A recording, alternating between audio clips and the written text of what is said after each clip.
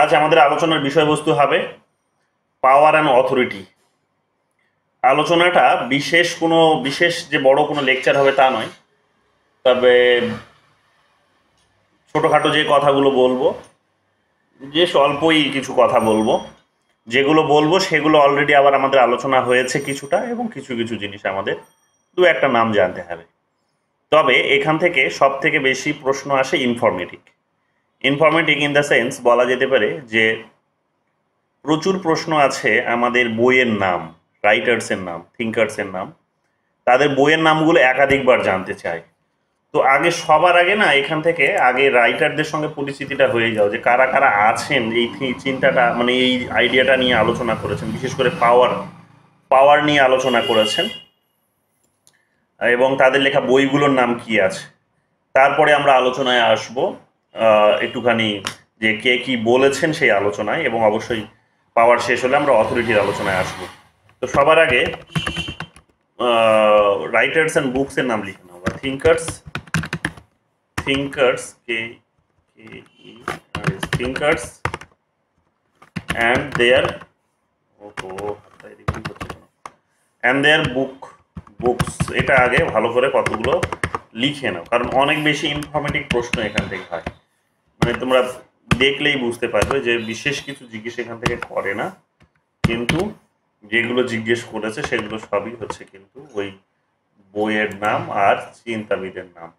তো সবার আগে এগুলো আগে 1 2 3 4 করে জেনে নাও যেগুলো কি এক্স্যাক্ট। কোথায় গেল?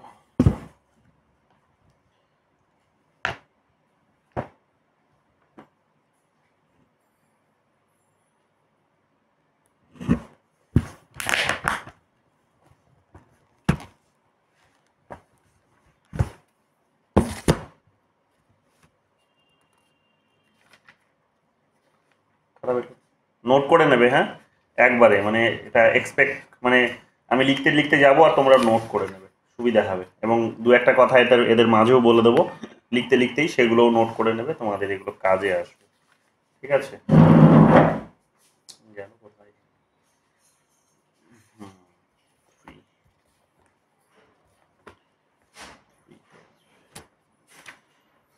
চলো, সবার আগে এখানে প্রথম যে নামটি আমাদের আলোচনায় আসবে তিনি হচ্ছেন, যে গুরুত্বপূর্ণ নাম যেটি সবার আগে সেটা দেখে নাও। গুরুত্বপূর্ণ নাম যেটা বারবার, যার নামটা পরীক্ষায় আসে, যার লেখা বইটার নাম আসে, তিনি হচ্ছেন আমাদের Alan Ball. Alan Ball ALAN হবে এটা, অ্যালান বলের লেখা একটা বই আছে, বিখ্যাত বই। কি লেখা বই? Modern politics and government. এটা হচ্ছে তার বিখ্যাত নাম। পাবলিকেশনগুলো পরে লিখে দেবো, এগুলো আগে লিখে নাও। অ্যালান বলের নামটা আমরা আগে পেয়ে গেলাম। তারপরে এখানে আসো দ্বিতীয় নাম, সেটা হচ্ছে, দ্বিতীয় নামে চলে আসো। দ্বিতীয় নামটা হচ্ছে এখানে আমাদের এই পাওয়ারের আলোচনা যার মধ্যে পাবো, তিনি হচ্ছেন ম্যাকিয়াভেলি তো তোমরা জানোই, আর নতুন করে কি বলবো, সেটা হচ্ছে দ্য প্রিন্স। এটা দ্য প্রিন্সটা তোমরা জানো যে 1513 সালে তিনি লিখেছিলেন দ্য প্রিন্স। ঠিক আছে, এরপরে চলে আসো তোমরা, যার নামটা পাবে তিনি হচ্ছেন আমাদের হবস। মানে অ্যালান বল হচ্ছে মডার্ন, মানে একেবারে লেটেস্ট ভার্সন। বলো স্যার, মডার্ন পলিটিক্সটা ওটা 1993 নাকি? দেখছি, পরে দেখে বলছি এগুলো। ঠিক আছে, এগুলো আমার মনে নেই না, এগুলো পাবলিকেশন ইয়ারগুলো, আর পাবলিকেশন ইয়ারটা জানতেও চায় না এতটা এটা, বাট বইটার নাম একাধিকবার এসেছে পরীক্ষায়। হবসেটটা দেখে নাও, হবসেটটাও তোমরা জানো। হবসেট হচ্ছে লিভিয়াথান, LEVIATHAN। লিভিয়াথান কত? 1651 জানো তোমরা এটা। তারপরে এখানে চলে আসো, তারপরে হচ্ছে এখানে Quincy right, QUINCY, Quincy right, RIGHT, WRI, Quincy right. ঠিক আছে, কুইন্সি রাইটের লেখা একটা বইয়ের নাম। আমি এগুলো বানানগুলো ভুল হতে পারি নামের, তোমরা একটু কারেক্ট করে নিও। দা, কারণ এখানে ইংরেজি বাংলা বই থেকে আমি করাচ্ছি, ঠিক আছে, কাজে ভুল হতে পারে। The study of international relations, বিখ্যাত একটা বই যেখানে পাওয়ার নিয়ে আলোচনা করেছে। The study of international relations. এবং যতগুলো বইয়ের নাম তোমাদের আজকে এখানে আমি বলছি সেগুলো সবই কিন্তু পরীক্ষায় এসেছে, সবই পরীক্ষায় এসেছে। Charles Wright Mills, CW Mills power নিয়ে আলোচনা করেছেন, জানো তোমরা, একজন এলিট থিঙ্কার্স, তাই না? তো elite thinkers, the power elite বলে একটা বই লিখেছেন, the power ELITES, the power elites বলে একটা বই লিখেছেন।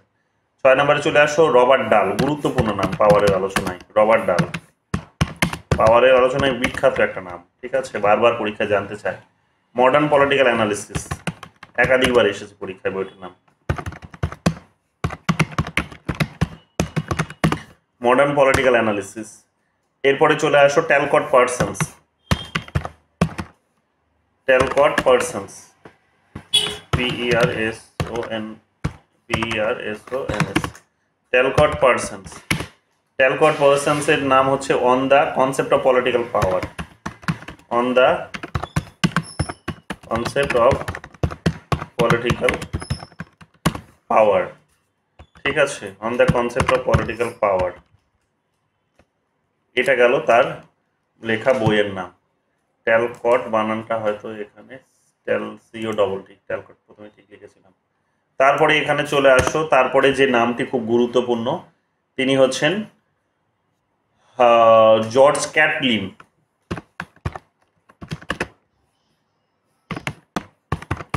নামগুলো পরে দেখে নিও তোমরা, হ্যাঁ একবার। জর্জ ক্যাটলিন হচ্ছে what is political theory, what is political theory questions mark, what is political theory questions mark, what is it, what is it বলে একটি লিখেছেন কমা দিয়ে, তারপর কমা দিয়ে হচ্ছে science and method of politics, science and method of politics, science and method of politics. 9 নম্বরে চলে আসো, এখানে যার নামটা খুব গুরুত্বপূর্ণ তিনি হচ্ছেন এখানে চার্লস মারিয়াম। এই নামটা বারবার পরীক্ষায় জানতে চায়, চার্লস মারিয়াম, MARIOM, মরিয়ম, মরিয়ম বোধহয়, চার্লস মরিয়ম, MARIAM হতে পারে, আমি পরে এটা দেখে কারেক্ট করে দেবো, তোমরাও একবার কারেক্ট করে নিও। Charles Merriam, political power. সব কটা বইয়ের নাম পরীক্ষায় এসেছে, এগুলো ভালো করে দেখে নাও। তারপরে হচ্ছে Bertrand Russell, TEBERTARD, Russell, RUSSEL, Bertrand Russell বোধহয়, বার্টন রাসেল, বার্নার্ড না BRTRN, বার্টন রাসেল, এটা মানা ঠিক আছে। বার্টন রাসেল, বার্টন রাসেলের বইয়ের নামগুলো হচ্ছে এখানে দেখে নাও, সেটা হচ্ছে পাওয়ার কমা দিয়ে আর new social analysis, power comma a new social analysis, এটা হচ্ছে তার বিখ্যাত বইয়ের নাম। তারপরে যে বইটির নাম বিখ্যাত খুব, সেটা হচ্ছে এখানে দেখো, লাসওয়েল অ্যান্ড কাপলানের লেখা, লাসওয়েল অ্যান্ড কাপলান, লাসওয়েল অ্যান্ড কাপলানের লেখা একটা বিখ্যাত বই আছে, power and society, power and society. তারপরে হান্স জে মর্গেনথাউ, তোমরা জানো রিয়েলিস্ট একজন thinker, Hans J Morgenthau international রিলেশনসের একজন প্রথম মানে রিয়েলিস্ট বাস্তববাদী প্রথম তাত্ত্বিক ছিলেন, তিনি থিওরিস্ট প্রথম ছিলেন, রাইটার বা প্রথম কিন্তু ইয়েইস্কার, কিন্তু যদি বলা হয় থিওরিস্ট তাহলে হচ্ছে হান্স জে মর্গেনথাউ। তো বাস্তববাদী তত্ত্বের বা রিয়েলিজমের তিনি হচ্ছেন প্রথম থিওরিস্ট, হান্স জে মর্গেনথাউ। তার বিখ্যাত বইটির নাম হচ্ছে, একাধিকবার এসেছে, politics among Nations, politics among Nations একাধিকবার এসেছে, তোমরা জানো। এবার ম্যাক্স ওয়েবারের নামটা লিখে নাও, ম্যাক্স ওয়েবার, ইনি আলোচনা করেছেন আমরা জানি পাওয়ার অ্যান্ড অথরিটি নিয়ে। Max Weber, the theory of the theory of social and economic organization. Economic organization, এই বইটার নাম শর্টে অনেক সময় আসে কি, সোশ্যাল অ্যান্ড ইকোনমিক অর্গানাইজেশনস হিসেবে বইটার নাম আসে অনেক সময় পরীক্ষায়। ঠিক আছে, শর্টে জানতে চাই অনেক সময়, এটা ভালো করে মাথায় রেখো। ঠিক আছে, তো এগুলো গেল হচ্ছে কিছু বইয়ের নাম। এরপরে আরও আছে এখানে, আমি বলছি এগুলো সবই গুরুত্বপূর্ণ। এগুলো পলিটিক্যাল থিওরিতে একাধিকবার আসে, কম্পারেটিভ পলিটিক্সে গেলেও তোমরা এগুলো পাবে। ঠিক আছে, জর্জ ক্যাটলিনের লেখা আর একটা বই আছে। জর্জ ক্যাটলিন কোথায় লিখলাম যেন, ক্যাটলিন, জর্জ ক্যাটলিনের লেখা প্রিন্সিপালস অফ পলিটিক্স, আর একটা বইয়ের নাম লেখো। এটা হলো 1 নম্বর, এটা হলো 1 নম্বর, আর এটা হলো 2 নম্বর। জর্জ ক্যাটলিনের লেখা আর একটা বইয়ের নাম হচ্ছে principal of politics, principles of politics, principles of politics, এটা গেল বইয়ের নাম। ঠিক আছে, এরপরে আছে কার্ল ফ্রেডরিকের নামটা লিখে নাও। কার্ল ফ্রেডরিক, কার্ল ফ্রেডরিক, এদের নামগুলো বারবার পরীক্ষায় জানতে চাই। FREIDRICH, কার্ল ফ্রেডরিক অনেকগুলো আছে।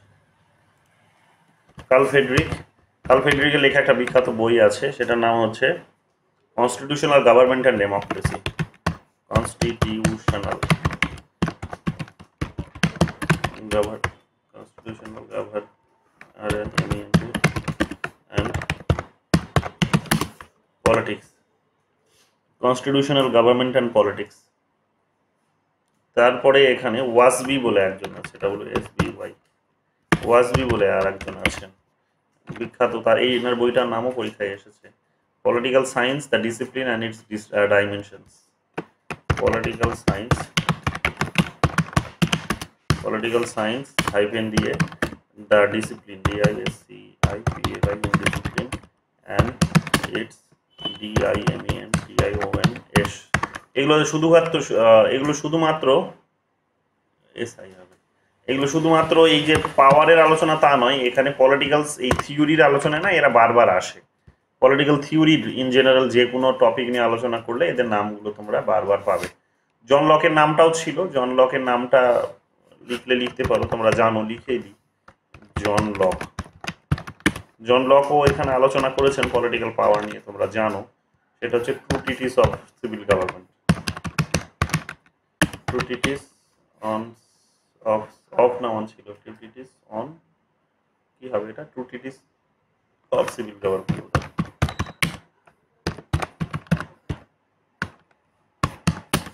কত সালে?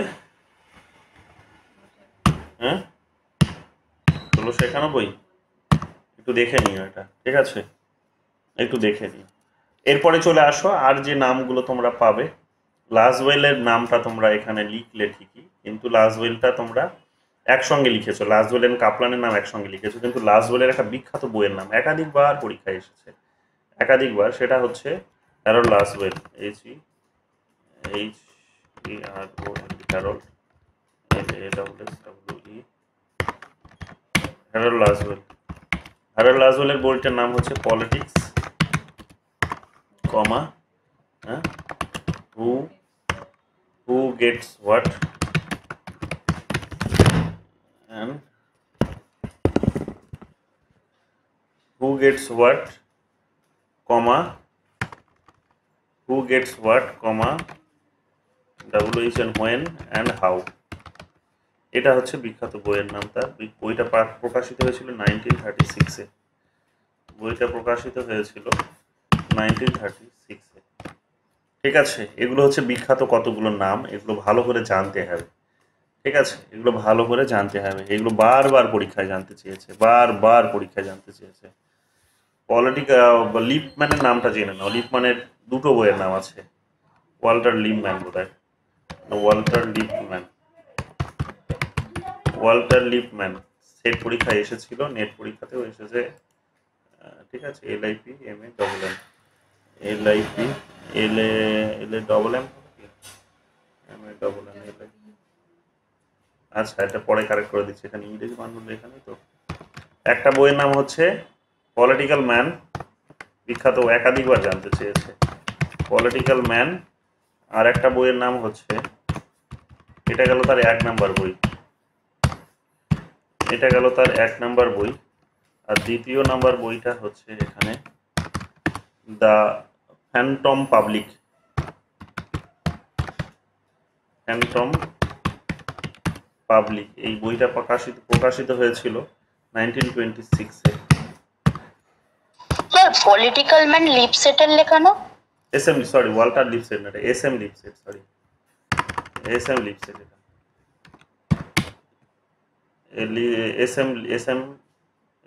এস.এম. ঠিকই আমি ভুলটা ধরিয়ে দিলাম। এস.এম. লিপসেট, রাইট। এটা এস.এম. লিপসেটের পলিটিক্যাল ম্যান, ঠিক আছে। আর দ্বিতীয় নাম্বার বইটা হচ্ছে ইয়ের লেখা, যেটা বলছিলাম সেটা হচ্ছে লিপম্যান, LIPMAN। উল্টে পড়ে আছে, লিপম্যানের লেখা, ঠিক আছে। এটা লিপম্যান, এটা 1 নাম্বার হবে, 2 নাম্বার না, এটা 1 নাম্বার হবে, ঠিক আছে। এটা দেখে নাও, এটা গেল গুরুত্বপূর্ণ নাম, ঠিক আছে।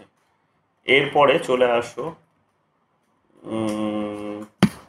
গুরুত্বপূর্ণ নামগুলোর মধ্যে যেগুলো বারবার পরীক্ষায় জানতে চাই, সেগুলো হচ্ছে এগুলোই আছে মোটামুটি। আর কে আছে? আর কেউ নেই। এবার এটাতে দেখি, এই বইটাতে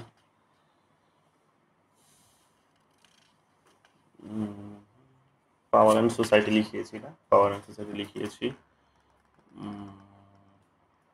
রাসেল আর সোশ্যাল অ্যানালিসিস লিখিয়েছি, Bertrand Russell. New social analysis, তাই না, লিখিয়েছি। এগুলো আছে, ব্যাস এরাই, ঠিক আছে। এরাই হচ্ছে বড় সব গুরুত্বপূর্ণ রাইটার্স। এরাই হচ্ছে political man, S M. Lipset, modern political analysis, এটা পড়িয়েছি, এটা লিখিয়েছি, এটাও লিখিয়েছি, এটাও লিখেছি। ওকে, আর কি আছে?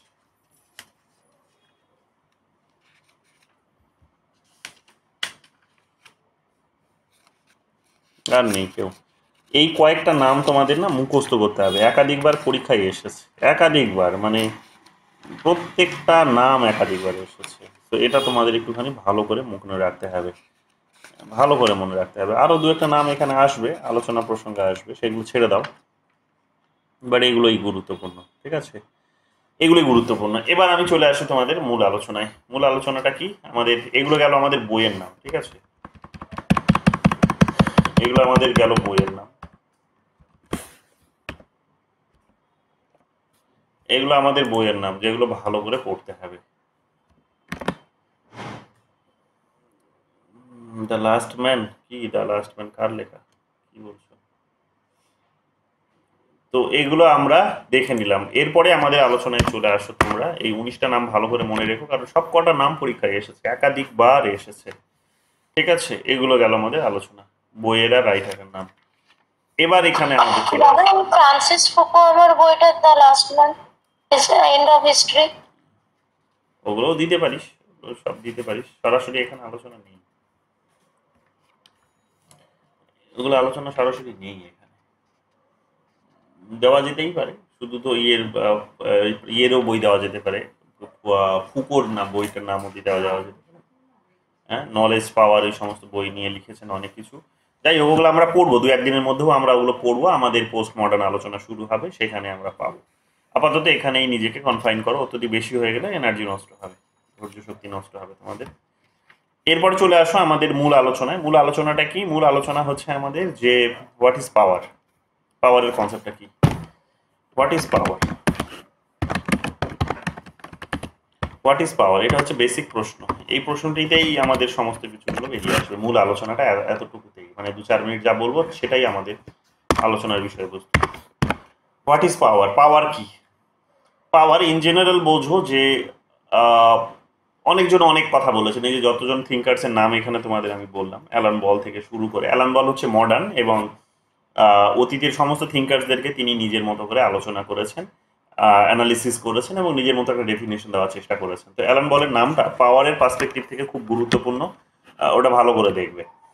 তো যাই হোক, এবার পাওয়ারের আলোচনায় আসি। পাওয়ার বলতে কি বোঝায়? পাওয়ার, যখন আমরা বলছি হোয়াট ইজ পাওয়ার, তখন পাওয়ার বলতে বোঝায় যে অন্যের আচরণকে প্রভাবিত করার যে যে যে অবস্থা, সেটাকেই পাওয়ার বলা যেতে পারে।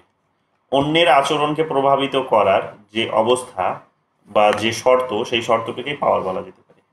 তাহলে পাওয়ার বলতে কি বোঝায়? পাওয়ার বলতে বোঝায়, পাওয়ার এখানে অনেকজন অনেক কথাই বলেছে এখানে, যেমন যেমন এখানে এখানে যেমন হচ্ছে অর্গানস্কি ডেফিনেশনসটা আমরা নিতে পারি। এটা আমি যেটা বললাম সেটার সাথে অর্গানস্কির ডেফিনেশনটা খুব মিল খায়। অর্গানস্কি, ORGANSKI অর্গানস্কি ডেফিনেশনটা আমরা নিতে পারি, যেটা আমি তোমাদেরকে বললাম সেটা অনেকটা সিমিলার, এবং তিনি খুব সুন্দরভাবে এটাকে তুলে ধরেছেন। তিনি বলেছেন এখানে, power is the ability to influence the behaviour. Power is the ability to influence,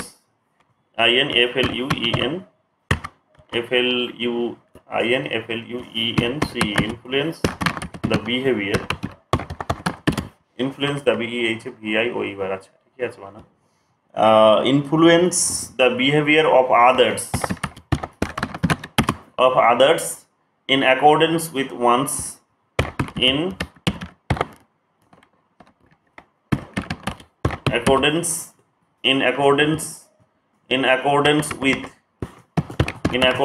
with one's own ends। এটা তিনি বুঝিয়েছেন। কি বুঝিয়েছেন তিনি? তিনি বলেছেন পাওয়ার বলতে এমন একটি সামর্থ্যকে বোঝায় যার দ্বারা অন্যের আচরণকে প্রভাবিত করা যায় এবং নিজের উদ্দেশ্যে আর কি প্রভাবিত করা যায়, নিজের উদ্দেশ্য। তো আমার উদ্দেশ্য হচ্ছে কি? আমার উদ্দেশ্য হচ্ছে যে I want everyone to see as professor, as a research scholar, as a GRF holder in near future. And if I get success to achieve these ends of my life, or বলতে পারো যে এই ধরনের একটা কোনো উদ্দেশ্যকে, যে if I get success to achieve this, then that would be called my power. যে কিসের পাওয়ার? একজন টিচার হিসেবে আমার পাওয়ার। সো আমার একটা অবজেক্টিভস আছে, আমার একটা এন্ড আছে। সেই এন্ডটা হচ্ছে যে I want to see everyone to become professor, to become researcher, to become GRF holder। এবং তোমরা যদি সাকসেসটা পাও, তোমরা যদি এইরকম প্রফেসর হও, জিআরএফ পাও, নেট সেট পাস করো, তাহলে সেটা আমার পাওয়ার বলে বিবেচিত হবে। পাওয়ার, যে আমি একজন শক্তিশালী মানুষ, আমি হচ্ছি শক্তির আধার বলা যেতে পারে, যে আমার কাছ থেকে শক্তি তার মানে জেনারেট হয়েছে। তো ঠিক একই রকমভাবে পাওয়ারের আলোচনাটি তোমরা এখানে, মানে এটাকে আমি অনেকগুলো ডেফিনেশন আছে, আমি সব ডেফিনেশনে যাচ্ছি না, কারণ মাথায় খারাপ হবে, শুধু কিছু লাভ হবে না। পাওয়ারের সব থেকে গুরুত্বপূর্ণ ডেফিনেশন হচ্ছে এটাই, এবং এটাই বারবার পরীক্ষায় জানতে চেয়েছে। এই নামটা ভালো করে মুখস্থ করে নাও, এই ডেফিনেশনটা ভালো করে মুখস্থ করে নাও, বুঝে নাও, তাহলেই হলো। যে পাওয়ার বলতে আমার সামর্থ্যকে বোঝায়, যে সামর্থ্যের মাধ্যমে আমি কি করতে পারি, আমার যে উদ্দেশ্য, সেই উদ্দেশ্যটাকে আমি অ্যাচিভ করতে পারি, আমি অ্যাচিভ করার মধ্য দিয়ে তোমাকে প্রভাবিত করতে পারি। এবার তুমি যদি পাচ্ছ, আমার উদ্দেশ্য কি? তোমাদেরকে নেট সেট পাস করানো, তোমরা নেট সেট পাস করছো। তো যদি নেট সেট পাস করছো, প্রফেসর হচ্ছ, রিসার্চার হচ্ছ, জিআরএফ পাচ্ছ, তাহলে সেটা পাওয়ার বলে বিবেচিত হবে। কার পাওয়ার? না আমার পাওয়ার। তাহলে তোমার আচরণকে প্রভাবিত করার যে আমার যে সামর্থ্য, সেটাই হচ্ছে কিন্তু পাওয়ার। তাহলে এটা হচ্ছে একটা বহুল চর্চিত একটা ডেফিনেশন, সব থেকে গুরুত্বপূর্ণ একটা ডেফিনেশন। এটাই বারবার পরীক্ষা জানতে চেয়েছে। এবার এখান থেকেই আমাদের আলোচনাটা আমরা গড়িয়ে নিয়ে যাব আগের দিকে। এখানে আমরা দেখতে পাচ্ছি যে এটা যদি পাওয়ার হয়, তাহলে এই পাওয়ারের আলোচনাটা মডার্ন ডেতে আমরা যেভাবে দেখছি ঠিক এইরকমটা ছিল না। পাওয়ার বলতে বর্তমান দিনে যে আলোচনা, মানে এটা তো একটা ডেফিনেশন মোটামুটি, কিন্তু এই ডেফিনেশনে বিশেষ করে এখনকার দিনে যেটা জুড়ে গেছে, সেটা হচ্ছে ওয়েলফেয়ারিজমটা জুড়ে গেছে। ওয়েলফেয়ারিজমটা কিন্তু ওয়েলফেয়ারিজমটা এটার সাথে কিন্তু জুড়ে গেছে। অর্থাৎ আমার উদ্দেশ্যটা কি? আমার উদ্দেশ্য হচ্ছে তোমার আচরণটাকে কিন্তু প্রভাবিত করা। কিন্তু আমার উদ্দেশ্যের আবার উদ্দেশ্যটা কি? আমার উদ্দেশ্যটা হচ্ছে এটাই যে আমি তোমার কল্যাণ দেখতে চাই, আমি তোমার কল্যাণ দেখতে চাই। তাহলে যখন আমার উদ্দেশ্যের মধ্যে কল্যাণ নিয়োজিত থাকবে, তোমার যখন ওয়েলফেয়ার নিয়োজিত থাকবে, তখন সেটা হয়ে যাচ্ছে কিন্তু modern definition of power, modern objectives of power, modern practice of power. But এটা কিন্তু আগে তা ছিল না। বিশেষ করে আমরা যদি ম্যাকিয়াভেলির সময়কাল থেকে শুরু করি, ম্যাকিয়াভেলি মানে এটাকে বলা হচ্ছে মডার্ন শব্দ, কিন্তু কথাটা হচ্ছে এর আলোচনাটা এসেছে এই ওয়েলফেয়ারিজমের সাথে পাওয়ারের রিলেশনস যেটা, সেটা আমরা দেখতে পাবো 20th সেঞ্চুরি 21st সেঞ্চুরিতে। এটা আমরা দেখতে পাচ্ছি, বিশেষ করে 20th সেঞ্চুরির কথা বলা যেতে পারে, যে বা 19th সেঞ্চুরিতে যে হবে না তা নয়, 19th সেঞ্চুরি 20th সেঞ্চুরিতে এই আলোচনাটা আমরা পেয়েছি। তো এটা পাওয়ারের সঙ্গে ওয়েলফেয়ারিজমের আলোচনাটা জুড়ে গেছে। কিন্তু আমরা দেখব কি, আমরা দেখব যে অতীতে কিন্তু এটা ছিল না, অর্থাৎ বিফোর 19th সেঞ্চুরি আমরা দেখতে পাবো যে পাওয়ারকে অন্য রকমভাবে আলোচনা করা হয়েছিল। পাওয়ারকে কিভাবে আলোচনা করা হয়েছিল? পাওয়ারকে আলোচনা করা হয়েছিল as a means, as as a, এক তো সবার আগে এটাকে এন্ড হিসেবে দেখা হয়েছিল, অ্যাজ অ্যান এন্ড ইটসেলফ বলতে পারো, অ্যাজ অ্যান এন্ড ইটসেলফ হিসেবে এটাকে দেখা হয়েছিল। যে যদি আমরা যদি 19th সেঞ্চুরির আগে যদি তাকে যাই, তাহলে দেখতে পাবো যে এটাকে নিজেই একটা উদ্দেশ্য হিসেবে দেখানো হয়েছিল। যে স্টেটসগুলো কি করতো, বেসিক্যালি তারা পাওয়ার অর্জন করার চেষ্টা করতো, পাওয়ার। যদিও সেই ধারণা থেকে এখন ব্যতিক্রমে একটা ধারণা এসেছে, আমি সেটা তোমাদের বোঝাবো কিভাবে। বাট তখন এটাকে পাওয়ারটাকে উদ্দেশ্য হিসেবে দেখা হতো, যেটা হচ্ছে উদ্দেশ্য, পাওয়ারটাকে আমাকে পেতে হবে, পাওয়ারটাই হচ্ছে কিন্তু এন্ড, মানুষের টার্গেট, সেটাই কিন্তু টার্গেট ছিল। রাষ্ট্রগুলো যখন একে অপরের সঙ্গে দ্বন্দ্ব করতো, যুদ্ধ করতো, ভূখণ্ড দখল করতো, তখন তারা সেটা করতো পাওয়ার দখলের জন্য। সো ভূখণ্ড দখলটাকে তারা পাওয়ার দখল হিসেবে কিন্তু ব্যবহার করতো। তো ম্যাকিয়াভেলির কথা মনে করে দেখো, ম্যাকিয়াভেলি যখন তিনি প্রিন্স লিখছেন, তখন তিনি রাজাকে কি বলছেন, যে রাজার ক্ষমতা নাকি প্রতিনিয়ত বাড়িয়েই চলতে হবে। এবং ক্ষমতা বাড়ানোর জন্য তিনি কি বলেছিলেন, বাড়ানোর জন্য রাজাকে সবসময় কি করতে হবে না, যুদ্ধে লিপ্ত থাকতে হবে। তাকে তার টেরিটোরিয়াল যে যে যে এরিয়াটা আছে সেটাকে কিন্তু বাড়াতে হবে, নতুন নতুন ভূখণ্ড দখল করতে হবে। তো সেই সময় আমরা দেখতে পাবো সেটাকে পাওয়ার হিসেবে ব্যবহার করা হয়েছিল। এবং যখন টেরিটোরিয়াল, যখন ওই বলা যেতে পারে গ্র্যাবিং এর কনসেপ্ট এখানে আসছে, দখল করার কনসেপ্ট যখন আসছে, যখন থাবা বসানোর কনসেপ্ট আসছে, তখন আমরা দেখতে পাচ্ছি যে সেই টেরিটরির মধ্যে বসবাস করা মানুষদেরকে কি করা হতো না, যুদ্ধে পরাজিত করে তাদেরকে কিন্তু নিজের দখলে নিয়ে আসা হতো এবং তাদেরকে এক প্রকার স্লেভস হিসেবে কনসিডার করা হতো। তাদেরকে কিন্তু প্রোডাকশনের মিনস হিসেবে ব্যবহার করা হতো, প্রোডাকশনের মিনস হিসেবে তাদেরকে ব্যবহার করা হতো। তো এখানে আমরা কি দেখতে পাচ্ছি, এখানে আমরা দেখতে পাবো যে সেই সময় তার মানে কোর্সিভ পাওয়ারের একটা কনসেপ্ট ছিল, কোর্শন বা বলতে পারো পাওয়ারকে তখন একটা কোর্শন এলিমেন্টস হিসেবে ব্যবহার করা হতো। কোর্শন CORCOER কোর্শন, এটা COER আচ্ছা, কোর্শন এটাকে একটা কিন্তু এলিমেন্টস হিসেবে দেখা হতো, ELEMENTS, কোর্শন এলিমেন্টস হিসেবে এটাকে দেখা হতো, যে এটা দমনমূলক একটা উপাদান হিসেবে দেখা হতো। যে একটা ভূখণ্ডকে দখল করতে গিয়ে সেই ভূখণ্ডের মানুষদের উপরে কি করা হতো, দমন নিপীড়ন চালানো হতো, দমন নিপীড়ন চালানো হতো। তো যখন তার উপর দমন নিপীড়ন শোষণ চালানো হচ্ছে, তখন আমরা দেখতে পাচ্ছি যে পাওয়ারকে সেই সময় কোন অর্থে ব্যবহার করা হতো, পাওয়ারকে সেই সময় নেগেটিভ অর্থে ব্যবহার করা হতো, নেগেটিভ অর্থে সেই সময় পাওয়ারকে ব্যবহার করা হতো। এবং প্যারালালি নেগেটিভ অর্থে ব্যবহার করার পাশাপাশি পাওয়ারকে সেই সময় আমরা দেখতে পাবো কি কার জন্য ব্যবহার করা হতো, পাওয়ারকে তখন স্টেটের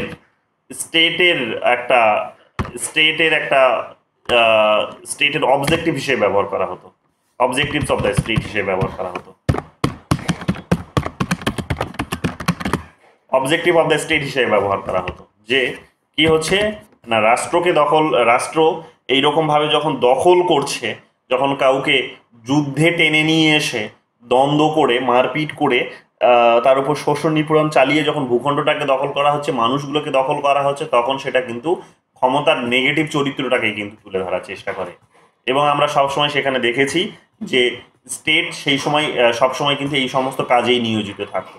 এবং পাওয়ারকে সেই সময় কিন্তু স্টেটের সঙ্গে একটা সিনোনিম হিসেবে ব্যবহার করা হতো, state versus state is equal to বলা যেতে পারে স্টেট ইজ ইকুয়াল টু পাওয়ার হিসেবে কনসিডার করা হতো। অর্থাৎ যেটাকে আমরা স্টেট বলছি সেটাকে আমরা পাওয়ার বলছি, যেটাকে পাওয়ার বলছি সেটাকে আমরা স্টেট বলছি।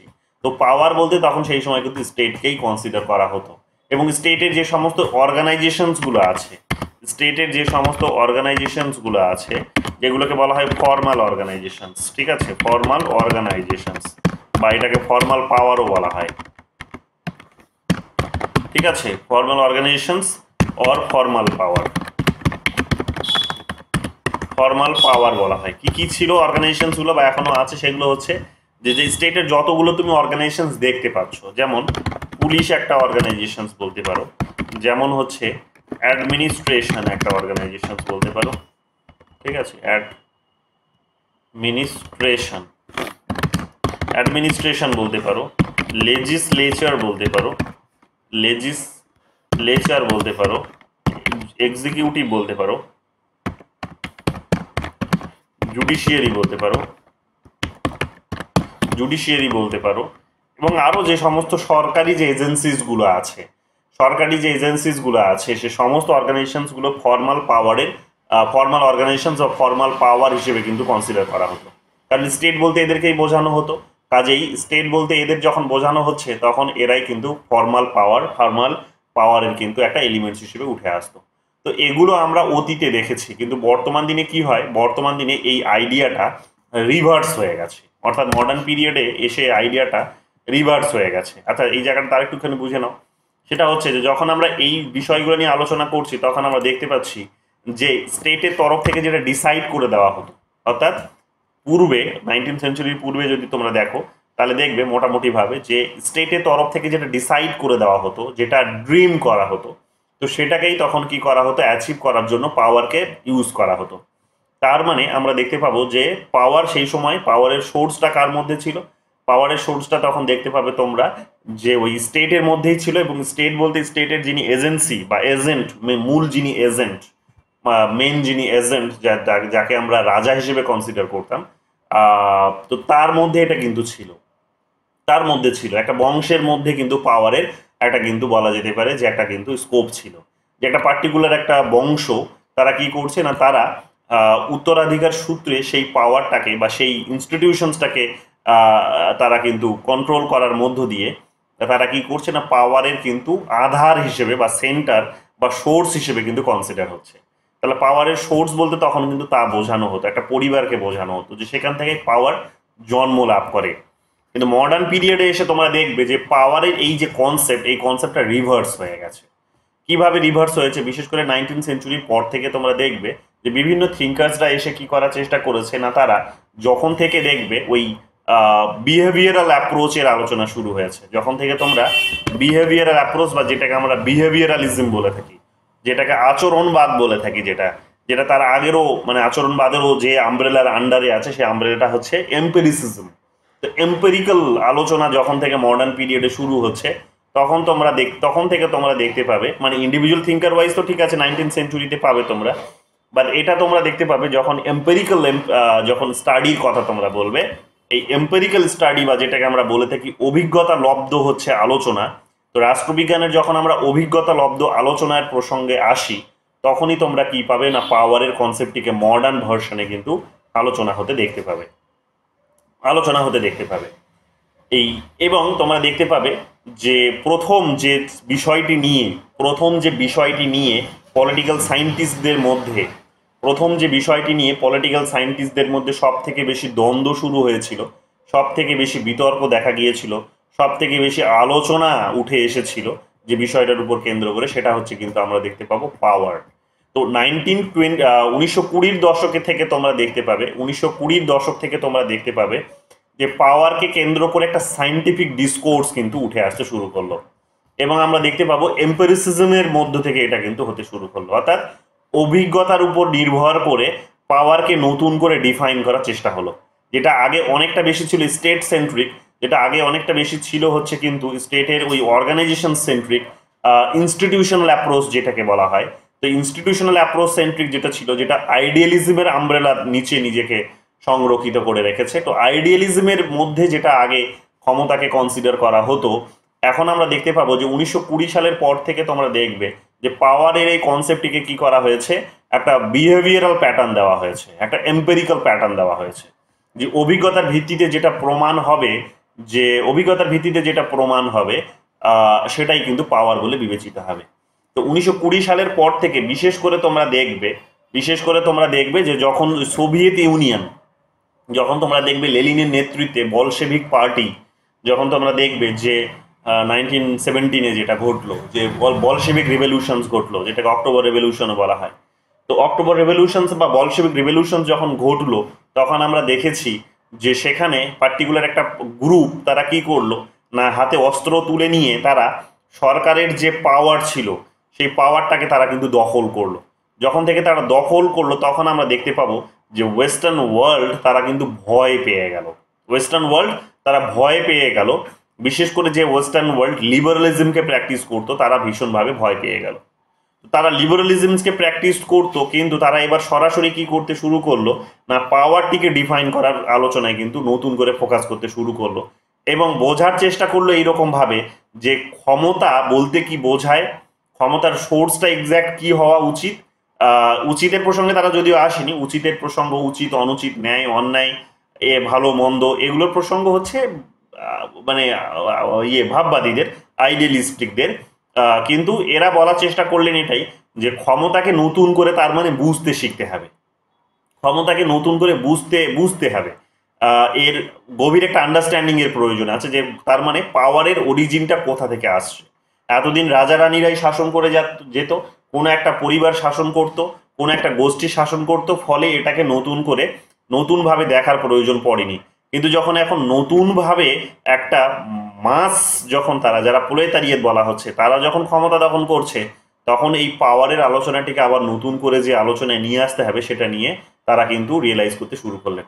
এবং তারা এই ভয়ে খানিকটা লিবারাল থিঙ্কার্সরা, ওয়েস্টার্ন ওয়ার্ল্ডের থিঙ্কার্সরা, আমেরিকান বিশেষ করে, তারা এই জন্য নিয়ে এসেছিলেন যে তারা রিয়েলাইজ করতে শুরু করলেন যে যদি নতুন করে না ক্ষমতার এই চরিত্রটিকে আমরা বোঝার চেষ্টা করি এবং এর গতি প্রকৃতিটা কোন দিকে যেতে পারে সেটার উপর যদি অত্যধিক বেশি আমরা ফোকাস না করি, মুশকিলটা হবে সেটা হচ্ছে যে সোভিয়েতের মতো শক্তি যারা কি করবে না, ওই মাসদেরকে কাজে লাগিয়ে ক্ষমতা দখল করছে, এদের এই সংগ্রামটা জারি থাকবে এবং ওয়েস্টার্ন ওয়ার্ল্ড তারা কিন্তু নিজেদের ক্ষমতা কিন্তু হারিয়ে ফেলবে। তো আমেরিকা তার নিজের ওই শক্তিটাকে হারাতে যাতে না হয় তার ভয়ে তারা কি করলেন, তার সমস্ত পলিটিক্যাল সায়েন্টিস্টদেরকে কাজে লাগিয়ে দিলেন এবং তারাও নিজেরা নিয়োজিত করলো, ওই চিন্তার মধ্যে যারা বিলং করতেন তারাও নিয়োজিত করলেন এইরকম ভাবে যে ক্ষমতাটিকে নতুনভাবে বুঝতে হবে, ক্ষমতার কাঠামোটিকে বুঝতে হবে, ক্ষমতার চরিত্রটিকে ভালো করে বুঝতে হবে এবং বুঝতে হবে যে এর কিভাবে এটাকে কন্ট্রোলে রাখা যায়। তো এটা করার জন্য তারা তখন ফোকাসটা করলেন যেটার উপর, সেটা হচ্ছে আচরণের উপর, হিউম্যান বিং এর আচরণের উপর। যে হিউম্যান বিং এত বড় একটা কালেকটিভ ফর্ম নিয়ে তারা আন্দোলন ঘটিয়ে যখন সরকার দখল করছে, তখন এটা আরো গভীরে গিয়ে বুঝতে হবে যে হিউম্যান বিং এর চরিত্রটা কি রকম, হিউম্যান বিং এর আচরণগুলো কি রকম এবং কোন পরিস্থিতিতে কিভাবে তাদের আচরণটাকে কন্ট্রোল করা যায়, কিভাবে কোন পরিস্থিতিতে কোন সিচুয়েশনে তাদের আচরণটাকে কন্ট্রোল করা যায়, এটাকে আরো গভীরভাবে বুঝতে হবে। কাজেই হিউম্যান বিং এর কি করতে হবে বা ইন্ডিভিজুয়ালের কি করতে হবে, আচরণকে এখানে ভালো করে বুঝতে হবে, তার শক্তিটাকে বুঝতে হবে, তার নিজের কখন কোন ধরনের সে চিন্তা ভাবনা পোষণ করে, কখন কোন আইডিয়াকে সমর্থন করছে, কেন সমর্থন করছে, কিভাবে তাকে সেখান থেকে ঘুরিয়ে নিয়ে আসা যেতে পারে বা সে ঘুরে যেতে পারে, তার ভাবনা চিন্তার মধ্যে হয়তো চেঞ্জ আসতে পারে। তো এই পুরো সিস্টেমটাকে বুঝতে হবে, অর্থাৎ ইন্ডিভিজুয়ালসকে কি করতে হবে, তার প্রত্যেকটা ছোট ছোট আচরণগুলো যেগুলো একটা ডিসিশন নিতে তাকে হেল্প করছে বা একটা ডিসিশনে তাকে কনভার্ট করছে, লিড করছে, সেটাকে ভালো করে বুঝতে হবে। তো বিহেভিয়ারালিস্টরা ছিলেন প্রথম চিন্তাবিদ যারা কি করলেন এই মডার্ন পিরিয়ডে আচরণের আলোচনাটা বা পাওয়ারের আলোচনা কিন্তু নিজেদের আলোচনায় জায়গা দিলেন এবং ইন্ডিভিজুয়ালসের বা হিউম্যান বিং এর আচরণের উপর তারা কিন্তু বিহেভিয়ারের উপর তারা কিন্তু ফোকাস করতে শুরু করলেন। এবং ফোকাস করার পর থেকে তারা এটা যেটা রিয়েলাইজ করলেন সেটা হচ্ছে যে অনেকটা ডেমোক্রেটিক ফর্মে এখানে কি করা যেতে পারে, পাওয়ারটাকে কন্ট্রোল করা যেতে পারে, ব্যবহার করা যেতে পারে এবং এটা করার মধ্য দিয়ে কি করা যেতে পারে, অর্থাৎ জনগণকে কিছু প্রায়োরিটি দেওয়ার মধ্য দিয়ে কি করা যেতে পারে, ক্ষমতাটা ধরে রাখা যেতে পারে। তো এই ধরনের একটা আলোচনা তারা কিন্তু করেছে। যেমন দেখবে যে একটা সুন্দর জিনিস বোঝো, যে যখন সোভিয়েত ইউনিয়ন দখল হচ্ছে, যখন রাশিয়া দখল হচ্ছে, যখন সোভিয়েত ইউনিয়ন গড়ে উঠছে লেনিনের নেতৃত্বে, তখন কিন্তু মাসদের হাতে, অর্থাৎ সাধারণ মানুষের হাতে, গরিব মানুষের হাতে, প্রোলেতারিয়েতের হাতে পাওয়ার চলে যাবে, এবং পাওয়ারে যারা আছে তারা যে পাওয়ারচ্যুত হয়ে যাবে সেটা তো তারা বুঝতে পেরেছিল। সেই ভয়ে তারা কি করার চেষ্টা করলেন, সেই ভয়ে তারা নিজেরা আরো বেশি করে জনগণকে কিভাবে সন্তুষ্ট করা যায় সেই আলোচনাগুলো করতে শুরু করলেন আমেরিকান সায়েন্টিস্টরা। কিন্তু একটা জিনিস বোঝো, জনগণকে সন্তুষ্ট করার জন্য জনগণের মতো করে জনগণের বিহেভিয়ারের উপরে আলোচনা করার চেষ্টা করলেন, যেটা অনেকটা বলা হয় কি ডেমোক্রেটিক আলোচনা, বিহেভিয়ারাল আলোচনা, যেগুলো নাকি কি করা হয় না, মানুষের কনসেন্ট থাকে, সমস্ত কিছুই থাকে, মানুষের মূল্যবোধ থাকে, মানুষকে ভ্যালুস দেওয়া হয়। কিন্তু একটা জিনিস ভালো করে বোঝো, ক্ষমতার হয়তো সেখানে হাত বদল হয়েছে কিন্তু ক্ষমতার রূপ বদল হয়নি। ক্ষমতার হয়তো হাত বদল হয়েছে কিন্তু ক্ষমতার কিন্তু রূপ বদল হয়নি। ক্ষমতার কি কোনো রূপ বদল হয়েছে? ক্ষমতার কিন্তু কোনো রূপ বদল হয়নি।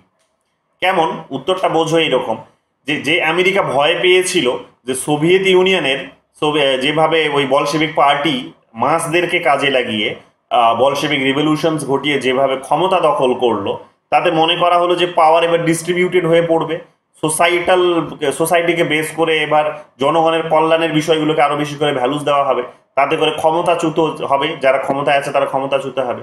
তাহলে এটা তারা ভেবেছিল।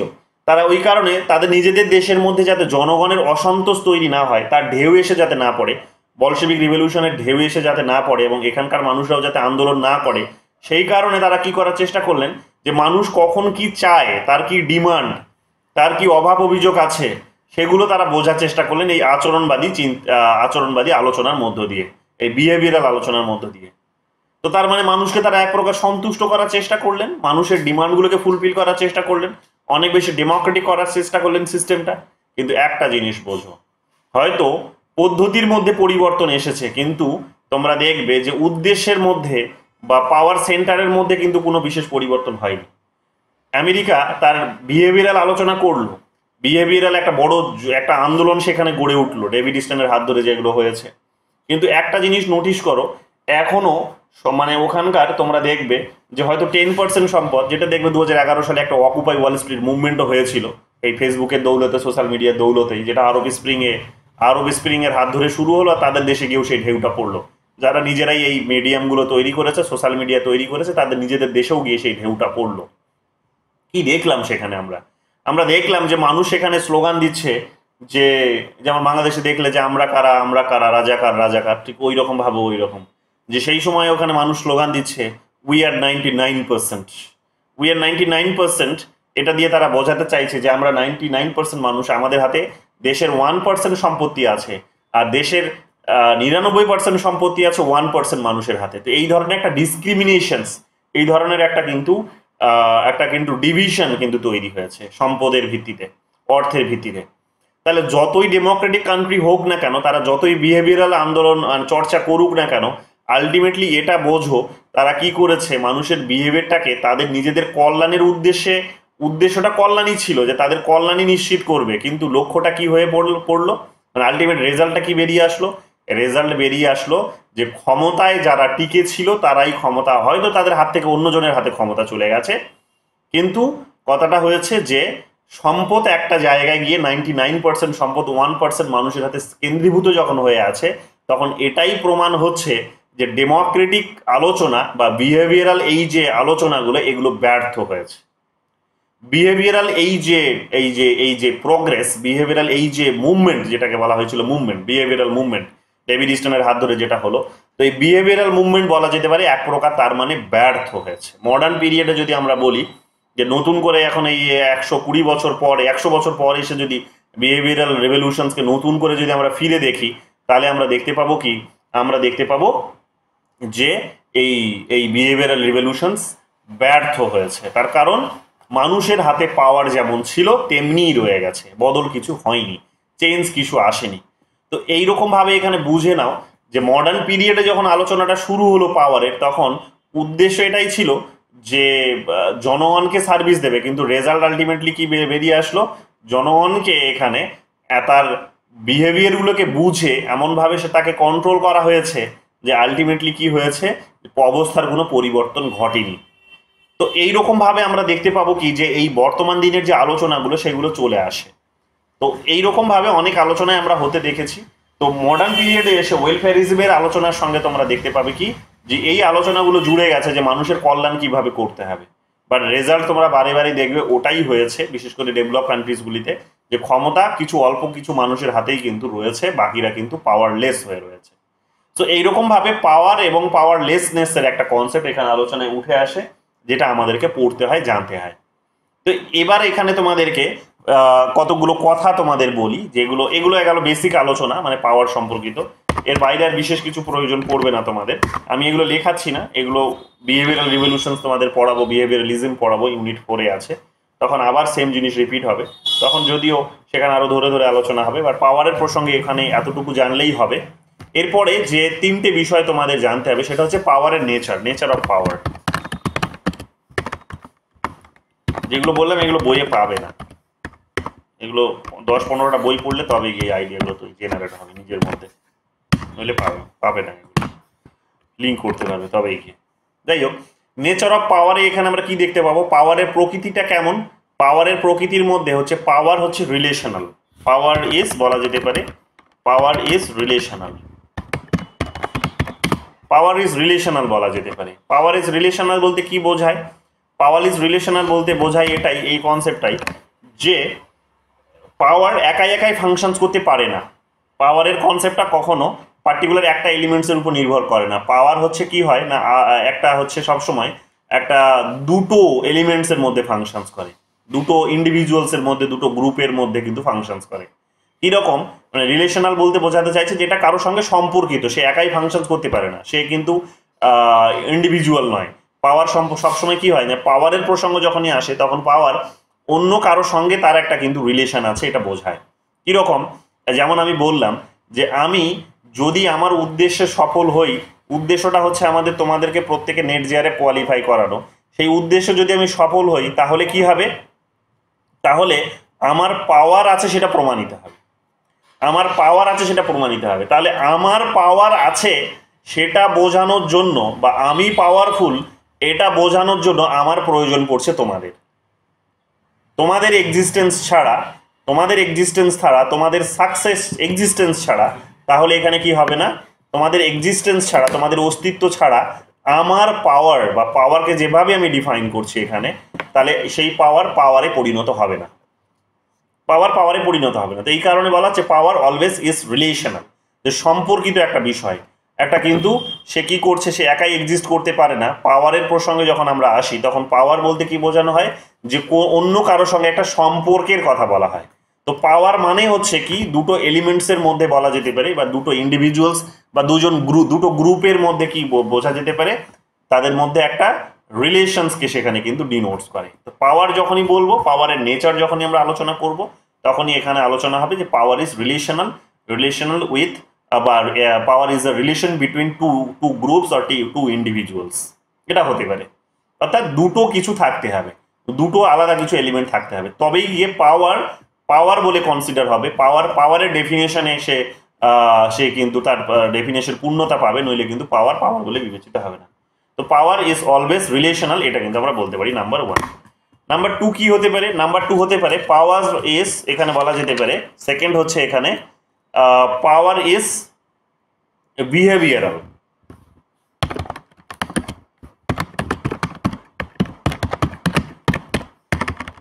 পাওয়ার ইজ বিহেভিয়ারাল, আচরণমূলক যেটাকে বলা যেতে পারে। Power is behavioural, আচরণমূলক।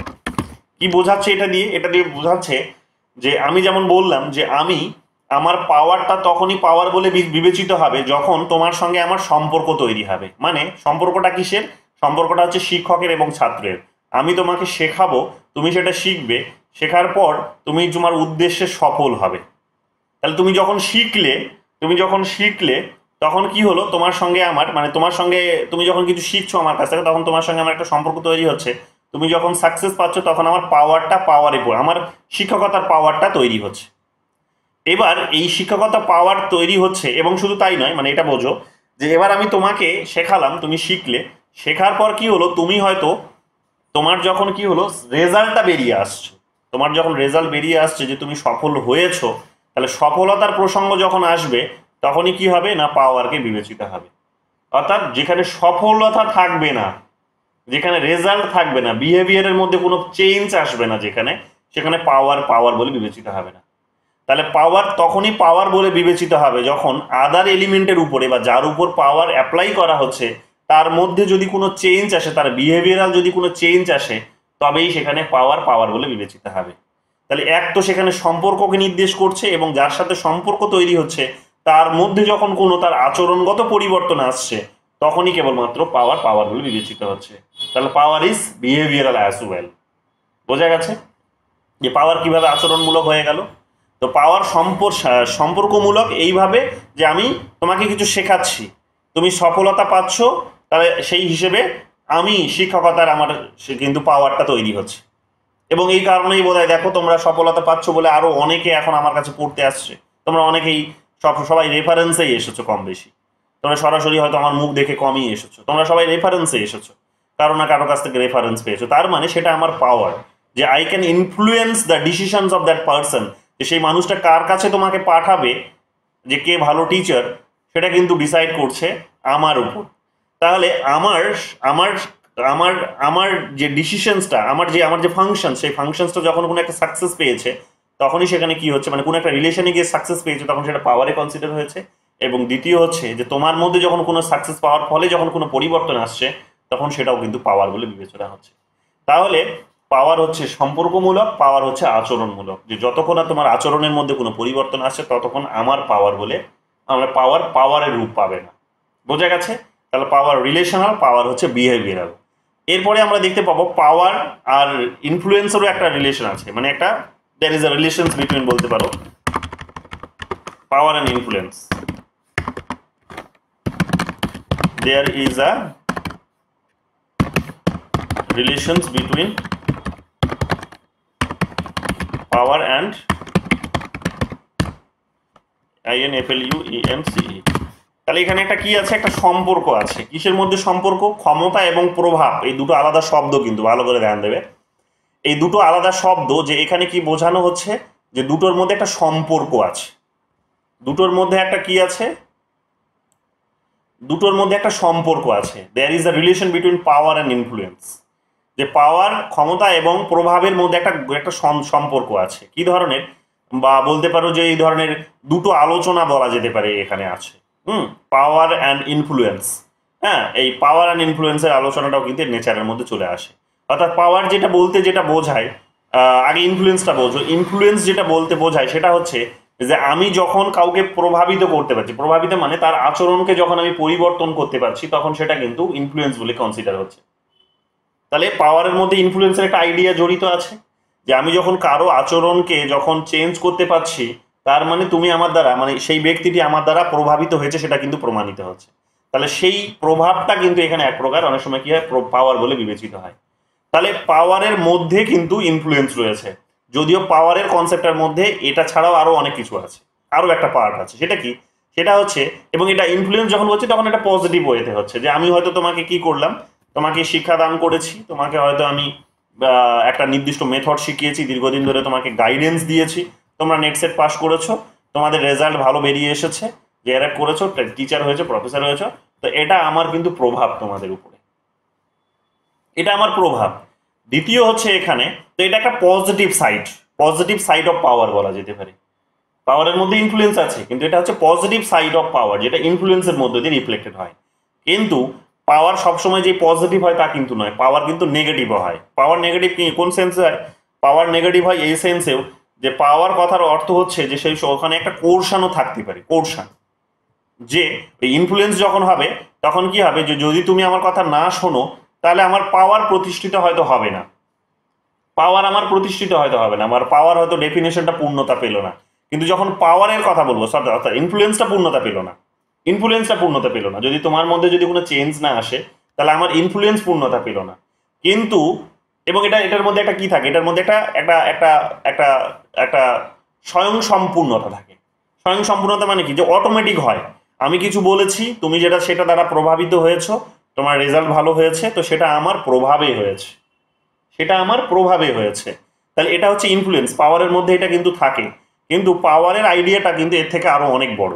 তো এই ইনফ্লুয়েন্সের এই পজিটিভ আইডিয়ার সাথে সাথে পাওয়ারের মধ্যে একটা নেগেটিভ আইডিয়াও আছে। সেটা কি? সেটা হচ্ছে একটা কোর্শনের পাওয়ার, একটা একটা কোর্শন এলিমেন্টস একটা আছে। কোর্শন এলিমেন্টসটা কিরকম, যে যদি তুমি কিছু না শোনো, মানে আমি যেটা তোমাকে অর্ডার করছি, অ্যাডভাইস করছি, অর্ডারই করছি বলতে পারো, যদি তুমি না শোনো তাহলে তোমার জন্য একটা পানিশমেন্ট এখানে ব্যবস্থা করা হয়েছে, এবং পানিশমেন্টের মধ্য দিয়ে তোমার ডিসিশনসটাকে বদলানো, তোমার বিহেভিয়ারটাকে বদলানো, তোমার রেজাল্টটিকে বদলানো, এই ধরনের একটা যদি ব্যবস্থা থাকে তাহলে সেটা হচ্ছে পাওয়ারের আবার নেগেটিভ চরিত্র, পাওয়ারের একটা নেগেটিভ সাইড। যে পাওয়ারের যখন ইনফ্লুয়েন্সিয়াল পার্টটার কথা বলা হয় তখন সেটা কিন্তু পজিটিভ একটা সাইড। সেটা কিন্তু কি করায়, সেটা অলওয়েজ সেখানে কিন্তু একটা একটা কনসেন্টের একটা ব্যবস্থা থাকে, সেখানে একটা স্বাভাবিকতার ব্যবস্থা থাকে, সেটা একটা কিন্তু একটা স্বয়ংসম্পূর্ণতার ব্যবস্থা থাকে। কিন্তু পাওয়ারের যেটা নেগেটিভ সাইড, যেখানে কোর্শন থাকে, দমন থাকে, যেখানে জোর জবস্তি করা হয়, যেখানে জোর জবস্তি মতামত বদলানোর চেষ্টা করা হয়, এবং না মানলে বা যে অর্ডারটা যদি না মানো সেখানে না মানার ফলে তোমার উপর পানিশমেন্ট আসতে পারে, এই ধরনের যদি কোনো কনসেপ্ট জড়িত থাকে তাহলে সেটা কি হবে, পাওয়ারের নেগেটিভ কনসেপ্ট বলে বিবেচিত হবে। তাহলে পাওয়ারটা একটা বড় বিষয়, একটা ব্রড আইডিয়া যেটার মধ্যে পজিটিভ এবং নেগেটিভ আছে। কিন্তু পজিটিভের আইডিয়াটা হচ্ছে ইনফ্লুয়েন্স, যেখানে কি থাকে, একটা স্বাভাবিকতা থাকে, একটা স্বয়ংসম্পূর্ণতা থাকে, এবং এটা নেগেটিভ তার কারণ এখানে কিন্তু এটার অমান্য করলে বিশেষ কোনো পানিশমেন্টের ব্যবস্থা থাকে না। পাওয়ার স্বয়ংসম্পূর্ণতা পাবে না, বা ইনফ্লুয়েন্স স্বয়ংসম্পূর্ণতা পাবে না, কিন্তু কি হবে, সেটা হয়তো অপূর্ণ থেকে যাবে, কিন্তু পাওয়ার কিন্তু নিজেকে অপূর্ণ রাখে না। পাওয়ার কথার অর্থ হচ্ছে, মানে এটা ট্র্যাডিশনাল আইডিয়া এটা, যে পাওয়ার কথার অর্থ হচ্ছে যে if you don't agree with my order you will be punished. যেমন বাংলাদেশে যেটা হচ্ছে দেখছো, যে স্টুডেন্টসরা আন্দোলন করছে, সরকার চাইছে না স্টুডেন্টসরা আন্দোলন করুক, সরকার চাইছে না স্টুডেন্টরা আন্দোলন করুক, কিন্তু স্টুডেন্টরা যেহেতু শুনছে না, তারা আন্দোলন বন্ধ করছে না, তাই তাদের উপর গুলি চালাচ্ছে। তাহলে সেটা হচ্ছে কিন্তু কি, ক্ষমতার নেতিবাচক চরিত্র, যেটা কিন্তু কোর্টসিভ পাওয়ারকে ডিনোটস করছে। আর এই কারণেই শেখ হাসিনাকে সবাই কিন্তু এখন ওই ডেসপটিক লিডার হিসেবে দেখছে, অটোক্র্যাট লিডার হিসেবে দেখছে, তাই না? এই ধরনের শাসক হিসেবে তাকে কিন্তু কনসিডার করছে। যে সে কি করছে, যে ছাত্রদের যে আন্দোলন করার যে অধিকার আছে, সেই আন্দোলন করার অধিকারটা তাদের থাকা উচিত, তারা করুক, শান্তিপূর্ণভাবেই করছে, কিন্তু সেটার জায়গা কি করছে, তারা সেটাকে তাদের ওই অধিকারটিকে এখানে জায়গা না দিয়ে, বরং সেটাকে প্রশ্রয় না দিয়ে, তাদের মতো করে আলাপ আলোচনা জায়গা তৈরি করে না দিয়ে, তাদের এই অধিকারটিকে উপভোগ করার সুযোগ না করে দিয়ে বরং তাদের উপর গুলি চালানো হচ্ছে। তো এটা কিন্তু ট্র্যাডিশনাল পাওয়ারের কনসেপ্ট, যেখানে হিংসা জড়িত আছে, যেখানে ব্লাড জড়িত আছে, যেখানে দমন জড়িত আছে, নিপীড়ন জড়িত আছে। কাজে এটা পাওয়ারের ট্র্যাডিশনাল কনসেপ্ট, এটার মধ্যে একটা নেগেটিভ চরিত্র ফুটে উঠছে। তো পাওয়ার কি হতে পারে, একটা ব্রড আইডিয়া, তার মধ্যে পজিটিভনেসও থাকতে পারে, তার মধ্যে নেগেটিভনেসও থাকতে পারে। এবার দেখো, যখন পজিটিভনেস থাকে, আমি এখানে অথরিটির আলোচনাটা তো চলে আসছি, পজিটিভনেস যখন থাকে, অর্থাৎ যখন ইনফ্লুয়েন্স থাকে এবং কোনো রকমের পানিশমেন্ট ছাড়াই যখন তুমি কাউকে ইনফ্লুয়েন্স করতে পারছো, তার বিহেভিয়ারটাকে যখন চেঞ্জ করতে পারছো, তখন অটোমেটিক সেটা কি হয়, যে তোমার যে অর্ডার বা তোমার যে পোস্ট পজিশন বা পাওয়ার, সেটা কিন্তু লেজিটিমাইজ হয়ে যায়। এবং লেজিটিমাইজ পাওয়ার অলওয়েজ কিন্তু অথরিটি হিসেবে কনসিডার হয়। অর্থাৎ যেখানে লেজিটিমেসি থাকে সেটাই কিন্তু একটা অথরিটি হিসেবে কনসিডার হয়, যেখানে লেজিটিমেসি থাকে না সেখানে কিন্তু এটা ইলিগাল হিসেবে, আনঅথরাইজ হিসেবে কিন্তু সেটা কনসিডার হয়, বা সেটা কোর্সিভ পাওয়ার হিসেবে কনসিডার হয়। অর্থাৎ পাওয়ারকে এখানে যখন আমরা, তাহলে বুঝতেই পারছো, যখন ইনফ্লুয়েন্সের মধ্য দিয়ে যখন আমরা অথরিটিতে কনভার্ট করছি, তখন always there should be the concept of legitimacy, যে সেখানে কি থাকবে, বৈধতা থাকবে, সেখানে কি থাকবে, বৈধতা। এবার বৈধতা কিসের ভিত্তিতে আসে, আমরা জানি সম্মতির ভিত্তিতে আসে, যে আমি যদি তোমাকে আমার সম্মতি প্রদান করি, তবেই তোমার ক্ষমতা কিসে পরিণত হবে, অথরিটিতে পরিণত হবে, কর্তৃত্বে পরিণত হবে, নইলে কর্তৃত্বে পরিণত হবে না। তো কর্তৃত্বে ক্ষমতাকে পৌঁছানোর জন্য তাকে অবশ্যই এখানে কি করতে হয়, আমরা অলওয়েজ দেখি কি একটা পজিটিভ ইনফ্লুয়েন্সের মধ্য দিয়ে যেতে হয়, একটা লেজিটিমেসির মধ্য দিয়ে তাকে কিন্তু যেতে হয়, লেজিটিমেসির মধ্য দিয়ে। এই কারণে আমাদের সরকারকে আমরা অথরিটি হিসেবে কনসিডার করি, আমাদের সরকারের বিভিন্ন ইনস্টিটিউশনসগুলোকে আমরা অথরিটি হিসেবে কনসিডার করি, তার কারণ আমরাই তাদেরকে চুজ করেছি, আমরা সরকারকে আমরাই চুজ করেছি, এবং সরকার তার নিজের কাজের জন্য বিভিন্ন ইনস্টিটিউশনস তৈরি করেছে। তো আমরা যেহেতু সেটা সরকারের একটা পার্ট, সেই কারণে আমরা সম্মতি প্রদান করি বা তার অর্ডারগুলোকে মেনে চলি। তো এরকম ভাবে আমরা কি দেখতে পাবো, আমরা তাদেরকে মানে ইলেকশনে এই ধরনের সম্মতি প্রদান করার মধ্য দিয়ে অথরিটিতে তাদের পাওয়ারটাকে কিন্তু কনভার্ট করার চেষ্টা করি, এবং আমরা চেষ্টা করি এটাও যে সে যেন পাওয়ারে এসে কি করার চেষ্টা করে, বা অথরিটি সে যখন এনজয় করবে তখন সবসময় যেন আমার কনসেন্ট নেওয়ার চেষ্টা করে। বাট অনেক সময় কি হয় যে ওই পাওয়ার হাংরি হয়ে পড়লে, যারা পাওয়ারে পৌঁছয় গিয়ে তারা পাওয়ার হাংরি হয়ে পড়লে কি করে না তারা, বা পাওয়ার লাস্ট যারা আছে, পাওয়ার লোভী যারা আছে, তারা কি করে, তারা তখন ওই লেজিটিমেসির জায়গাটাকে ত্যাগ করে বা ওটাকে ধীরে ধীরে ধীরে ধীরে নষ্ট করে দিয়ে তারা চেষ্টা করে সেটা হচ্ছে যে সেখানে তারা ডেসপটিক রুল ইস্টাবলিশ করার চেষ্টা করে, তারা কোর্শন ইস্টাবলিশ করার চেষ্টা করে। তো এগুলো আমরা দেখতে পাবো পাওয়ার এবং ইনফ্লুয়েন্সের আলোচনার মধ্যে, যেগুলো চলে আসে, যেখানে অথরিটির আলোচনাটাও কিন্তু একেবারেই লিঙ্কড, এটাকে আমরা সেপারেট করতে পারবো না। এই লেজিটিমেসির শব্দটাকেও আমরা এখান থেকে সেপারেট করতে পারবো না। তো এগুলো আমরা কি পেয়ে থাকি এখানে পাওয়ারের আলোচনায়, পাওয়ারের নেচারের আলোচনায় কিন্তু এখানে পেয়ে থাকি। তাহলে এগুলো তোমরা এখানে পেলে। আর একটা কথা তোমাদের সেখানে উপর দিকে বললাম যে পাওয়ার এখানে হচ্ছে পাওয়ার ইজ এন্ড, পাওয়ার আর একটা লাস্ট এটা এবং গুরুত্বপূর্ণ, এটাই সব থেকে বেশি, পাওয়ার is end, not means,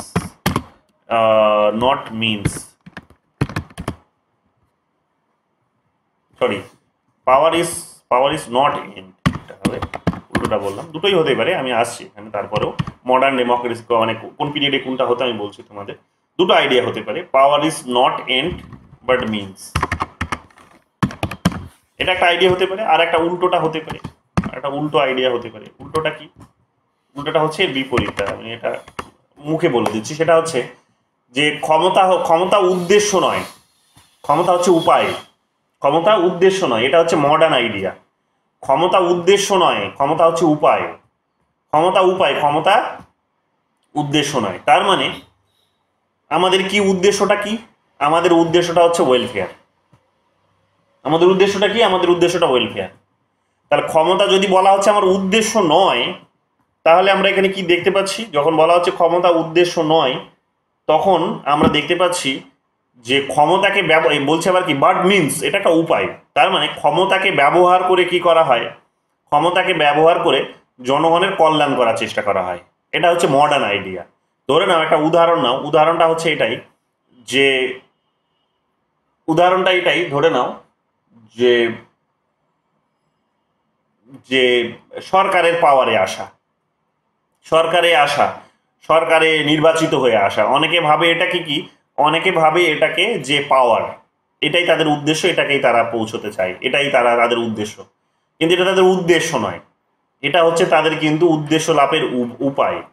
অর্থাৎ আমরা দেখতে পাবো যে তারা কি করে না, অনেক সময় সরকার কি উদাহরণটা কিভাবে দেবো, এটা দিলে অ্যাপ্রোপ্রিয়েট উদাহরণ দিলে ভালো হয়, সেটা অনেকটা ভালো দেখে আরো একটু।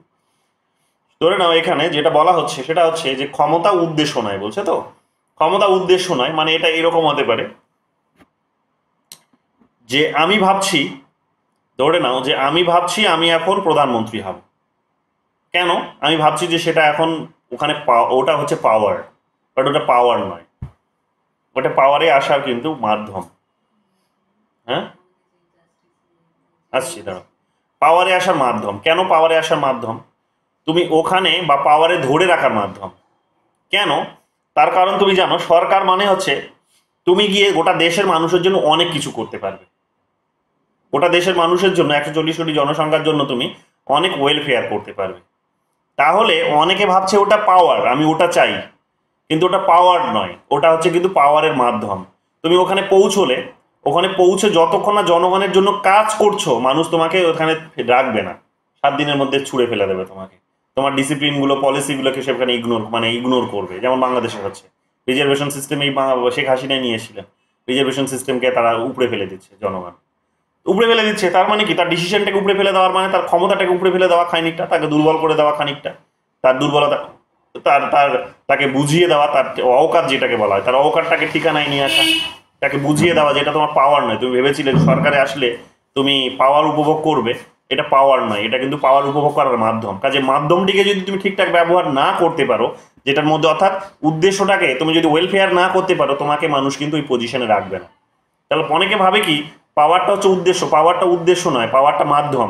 পাওয়ারকে মাধ্যম করেই তুমি কি করতে পারো, 140 কোটি জনসংখ্যার হয়তো আমাদের দেশের মধ্যে বা যে কোনো দেশে তুমি হয়তো তোমার উদ্দেশ্যকে সার্ভ করতে পারো। তাহলে পাওয়ারটা উদ্দেশ্য নয়, পাওয়ারটা মাধ্যম। তাহলে এই মাধ্যমটাকে কাজে লাগিয়েই তুমি কি করতে পারো, অর্থাৎ তোমার হাতে এত ক্যাপাসিটি আছে, তোমার কাছে পুলিশ আছে, প্রশাসন আছে, অ্যাডমিনিস্ট্রেশন আছে, এই ক্ষমতার এই সমস্ত মাধ্যমগুলোকে কাজে লাগিয়ে তুমি কি করতে পারো, জনগণকে সার্ভিস দিতে পারো, এবং জনগণ সার্ভিস পেলেই তবেই গিয়ে তুমি কি করতে পারবে না, তোমার পোস্ট পজিশন ধরে রাখতে পারবে। তাহলে পাওয়ারটা হচ্ছে কিন্তু এখানে মাধ্যম, পাওয়ারটা কিন্তু উপায়, পাওয়ারটা কিন্তু উদ্দেশ্য নয়। কিন্তু অনেকে কি করার চেষ্টা করে, পাওয়ারটাকে উদ্দেশ্য ভেবে বসে, যেটা ট্র্যাডিশনাল অ্যাপ্রোচ ছিল, যে পাওয়ারটাই উদ্দেশ্য, একবার পাওয়ারটাতে পৌঁছে যাও বাকি সারাটা জীবন তুমি রাজ করবে। ট্র্যাডিশনাল কনসেপ্ট ছিল এগুলোই, যে স্টেটটাকে কিভাবে, ওই কারণে স্টেট সেন্ট্রিক আলোচনাগুলোই আগে বেশি হতো। এখনকার দিনের স্টেট সেন্ট্রিক আলোচনাগুলো এত হয় না। এখনকার দিনে কিন্তু পপুলেশন সেন্ট্রিক, পিপল সেন্ট্রিক আলোচনা বেশি হয়। এই কারণে ডেমোক্রেসি চর্চাগুলো খুব পপুলারিটি লাভ করেছে, বিহেভিয়ারালিজম অত্যধিক বেশি পপুলারিটি লাভ করেছে। তো আগে কি করা হতো, আগে সবাই কিন্তু ওই পাওয়ার বলতে পাওয়ারের যে ফর্মাল যে ইনস্টিটিউশনসগুলো আছে, যে যেমন সরকার বিভিন্ন অর্গানাইজেশনসগুলো, এগুলোকে তারা কি করতো, তারা কিন্তু পাওয়ার হিসেবে কনসিডার করতো এবং ওখানে তারা পৌঁছানোর চেষ্টা করতো, যে ওটাকেই টার্গেট করতো, ওটাই পেতে হবে। তো ওটা চেষ্টা করতো, কিন্তু কথাটা হচ্ছে যে ওটা পেয়ে তারা বেশি দিন ধরে রাখতে পারেনি। দেখতে পাচ্ছ যে তারা কিন্তু তাদের নিজেদের অবস্থা থেকে কিন্তু তাদের অবস্থার মধ্যে পাওয়ারের মধ্যে অনেক রূপ পরিবর্তন হয়েছে। তো স্বাভাবিকভাবেই পাওয়ারটা কিন্তু মাধ্যম, কিন্তু উদ্দেশ্য নয়। তাহলে উদ্দেশ্যটা কি? উদ্দেশ্যটা হচ্ছে জনগণের কল্যাণ করা, কারণ আলটিমেট পাওয়ারটা কিন্তু জনগণের কাছে। কিন্তু ওরা ওখানে পৌঁছে অনেক সময় ভাবে কি পুলিশ প্রশাসন মানেই সেটা পাওয়ার। পুলিশ প্রশাসন মানে পাওয়ার নয়, পুলিশ প্রশাসন মানে হচ্ছে পাওয়ারকে ধরে রাখার মাধ্যম সেটা, কিন্তু পাওয়ার সেটা নয়। তো পাওয়ার কোনটা? পাওয়ার হচ্ছে জনগণ। জনগণের সম্মতি তোমার কাছে যতদিন থাকবে ততদিনই তুমি পাওয়ারে থাকবে, ততদিনই তুমি কিন্তু তোমার পোস্ট পজিশনে থাকবে। তাহলে পাওয়ারটা কোথায় আছে? পাওয়ারটা কিন্তু ওই সরকারি ইনস্টিটিউশনসগুলোতে নেই, পাওয়ারটা আছে কিন্তু এই জনগণের কাছে। তো জনগণকে এই কারণে উপায় করতে হবে। কিন্তু অনেকে কি করে না, জনগণকে উপায় করে না, তারা কিন্তু সরকারের বিভিন্ন ইনস্টিটিউশনসগুলোকে পাওয়ার হিসেবে কনসিডার করে, সেটাকে কিন্তু মাধ্যম হিসেবে লক্ষ্য হিসেবে কনসিডার করে। ফলে তারা কি হয়, সেই সমস্ত লিডার্সরা দীর্ঘদিন পোস্ট পজিশনে থাকতেও পারে না, তারা কিন্তু খুব অল্প সময়ের মধ্যে সেখান থেকে কিন্তু ক্ষমতাচ্যুত হয়। তো এইরকম ভাবে আমরা দেখতে পাবো কি অনেকে এই পাওয়ারটাকে মানে লক্ষ্য হিসেবে কনসিডার করার ফলে তারা কিন্তু খুব কম সময়ে তাদের কিন্তু সূর্যের কিন্তু অস্তোদয় ঘটেছে, তাদের শাসনের কিন্তু অস্তোদয় ঘটেছে, এগুলো আমরা জানি। তো পাওয়ারটা এই কারণে বর্তমান দিনে বলা হচ্ছে যে পাওয়ার কিন্তু কোনো লক্ষ্য নয়, পাওয়ারটা হচ্ছে কিন্তু মাধ্যম। ঠিক আছে, পাওয়ারটা মাধ্যম, এটা আমরা দেখতে পাবো। আবার অনেকের কাছে না পাওয়ারটা মাধ্যমও, মানে টার্গেটও বটে বা লক্ষ্য বটে, যেটাই তারা করতে চায়। সে পাওয়ার হাঙ্গ্রি মানুষ, যেটা বললাম ট্র্যাডিশনাল কনসেপ্টে যেটা হয়। তো যাই হোক, আমি আর কনফিউজ করছি না, এগুলোতে গোলাবে, যত বেশি এগুলো পাকাবো ততই গোলাবে, কারণ এই কনসেপ্টগুলোই এরকম, এই কারণে আমি লম্বা করতে চাইছি না, বেসিকগুলো দিয়েই আমি শেষ করতে চাইছি। তাহলে এইগুলো গেল আমাদের নেচারের আলোচনা। এরপর চলে আসো মোটামুটি যে আলোচনাগুলো আমরা এখানে পাওয়ারের পাবো, সেটা হচ্ছে যে টাইপস অফ পাওয়ার। বর্তমান দিনে তোমরা টাইপস অফ পাওয়ারের আলোচনায় তিনটে টাইপস পাবে। একটা হচ্ছে তোমরা দেখতে পাবে যে একটা হচ্ছে ইকোনমিক না, একটা হচ্ছে পলিটিক্যাল পাওয়ার।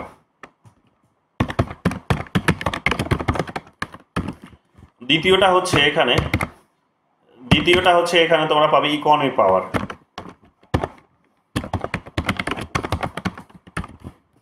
তৃতীয়টা হচ্ছে এখানে তোমরা পাবে সেটা হচ্ছে আইডিওলজিক্যাল পাওয়ার। এই তিনটে টাইপ তোমরা পাওয়ারের পাবে, খুব গুরুত্বপূর্ণ তিনটে টাইপ। ইকোনমিক পাওয়ারটা কি, এই পলিটিক্যাল পাওয়ারটা কি? পলিটিক্যাল পাওয়ারটা হচ্ছে যে ওই পলিটিক্যাল মানে যে পোস্ট পজিশনসগুলো আছে, যেটাকে আমরা বলি সরকারের ফর্মাল অর্গানাইজেশনস যেগুলো আছে, মানে পলিটিক্যাল অর্গানাইজেশনস বা পলিটিক্যাল পাওয়ার দুরকম ভাবে কনসিডার হতে পারে। একটা হচ্ছে ফর্মাল আর একটা হচ্ছে ইনফর্মাল। ফর্মালগুলো হচ্ছে যে সরকারের সরকারের যে বিভিন্ন অর্গানাইজেশনসগুলো আছে, ব্রাঞ্চগুলো আছে, ইনস্টিটিউশনসগুলো আছে, সেগুলোকে ফর্মাল বলে কনসিডার করা হয়। তো সেটাকে ধরে রাখার মধ্য দিয়ে কি করার চেষ্টা করা হয়, সেটাকে ধরে রাখার মধ্য দিয়ে পাওয়ারটাকে বোঝার চেষ্টা করা হয়, বা পাওয়ার সেই রকম সেখানে ফাংশনস করে। ইনফর্মাল বলতে কি বোঝায়? ইনফর্মাল বলতে পাওয়ার বেসিক্যালি ওই বিভিন্ন পলিটিক্যাল পার্টিস যেগুলো আছে, বিভিন্ন প্রেশার গ্রুপসগুলো যেগুলো আছে, সেগুলো হচ্ছে ইনফর্মাল পাওয়ারের মধ্যে বিলং করে। কেন? তার কারণ তারা জনগণের মধ্যে অপিনিয়ন ক্রিয়েট করে, তারা কি করার চেষ্টা করে, জনগণের মধ্যে অপিনিয়ন ক্রিয়েট করে জনগণের অপিনিয়ন্সকে চেঞ্জ করার মধ্যে দিয়ে তারা কি করার চেষ্টা করে, তারা কিন্তু পাওয়ারটাকে এনজয় করার চেষ্টা করে। তাহলে কেউ সরাসরি পাওয়ারটা এনজয় করছে উপর দিকে, মানে স্টেটের অর্গানাইজেশনগুলো ধরে রেখে, আর দ্বিতীয় হচ্ছে কেউ জনগণকে প্রভাবিত করে সেখানে পাওয়ারটাকে এনজয় করার চেষ্টা করছে। তো পলিটিক্যাল পাওয়ার বলতে এখানে যেটা বোঝায় সেটা হচ্ছে যে এক প্রকার বলতে পারো যে সরকারের যে কন্ট্রোলটা, সেই কন্ট্রোলটাকেই বোঝায়, যদিও সেটাকে দুভাগে ভাগ করা যায়। সেটা হচ্ছে সরাসরি সরকার বা সরকার বিভিন্ন ইনস্টিটিউশনস, আর একটা হচ্ছে কিন্তু ইনফর্মাল অর্গানাইজেশন, যেগুলো হচ্ছে কিন্তু পলিটিক্যাল পার্টি, প্রেশার গ্রুপস, এগুলোকে বোঝায়। তাহলে একটা হচ্ছে পলিটিক্যাল পাওয়ারের কথা এখানে বলা যেতে পারে যে সরকার পরিচালনার কাজ, জনগণকে সেবা দেওয়ার কাজ, জনগণের মধ্যে একটা ডিসিশন তৈরি করে একটা পার্টিকুলার বিষয় যাতে জনগণ প্রপার ডিসিশন নিতে পারে, সেই সমস্ত বিষয়গুলো, এগুলো কিন্তু পাওয়ার হিসেবে, পলিটিক্যাল পাওয়ার হিসেবে কনসিডার হয়। ঠিক আছে, যেখানে একটা ইলেকশনের ব্যবস্থা থাকে, তোমরা জানো যেখানে ইলেকশনের ব্যবস্থা থাকে, যেখানে কিন্তু নিয়মিত মানুষের কনসেন্ট নেওয়া হয়, এই সমস্ত কনসিডার বিষয়গুলো যেখানে উঠে আসে। দ্বিতীয় হচ্ছে ইকোনমিক পাওয়ার। ইকোনমিক পাওয়ারটা কি? ইকোনমিক পাওয়ারটা হচ্ছে যে পাওয়ারের মধ্যে দিয়ে তুমি কি করতে পারো, মানুষের অর্থনৈতিক অবস্থার মধ্যে চেঞ্জ ঘটাতে পারো। মানুষের অর্থনৈতিক অবস্থার মধ্যে চেঞ্জ ঘটাতে পারো। অর্থনৈতিক অবস্থার মধ্যে যদি তুমি চেঞ্জ ঘটাতে পারো তাহলে সেটা ইকোনমিক পাওয়ার হিসেবে কনসিডার হবে।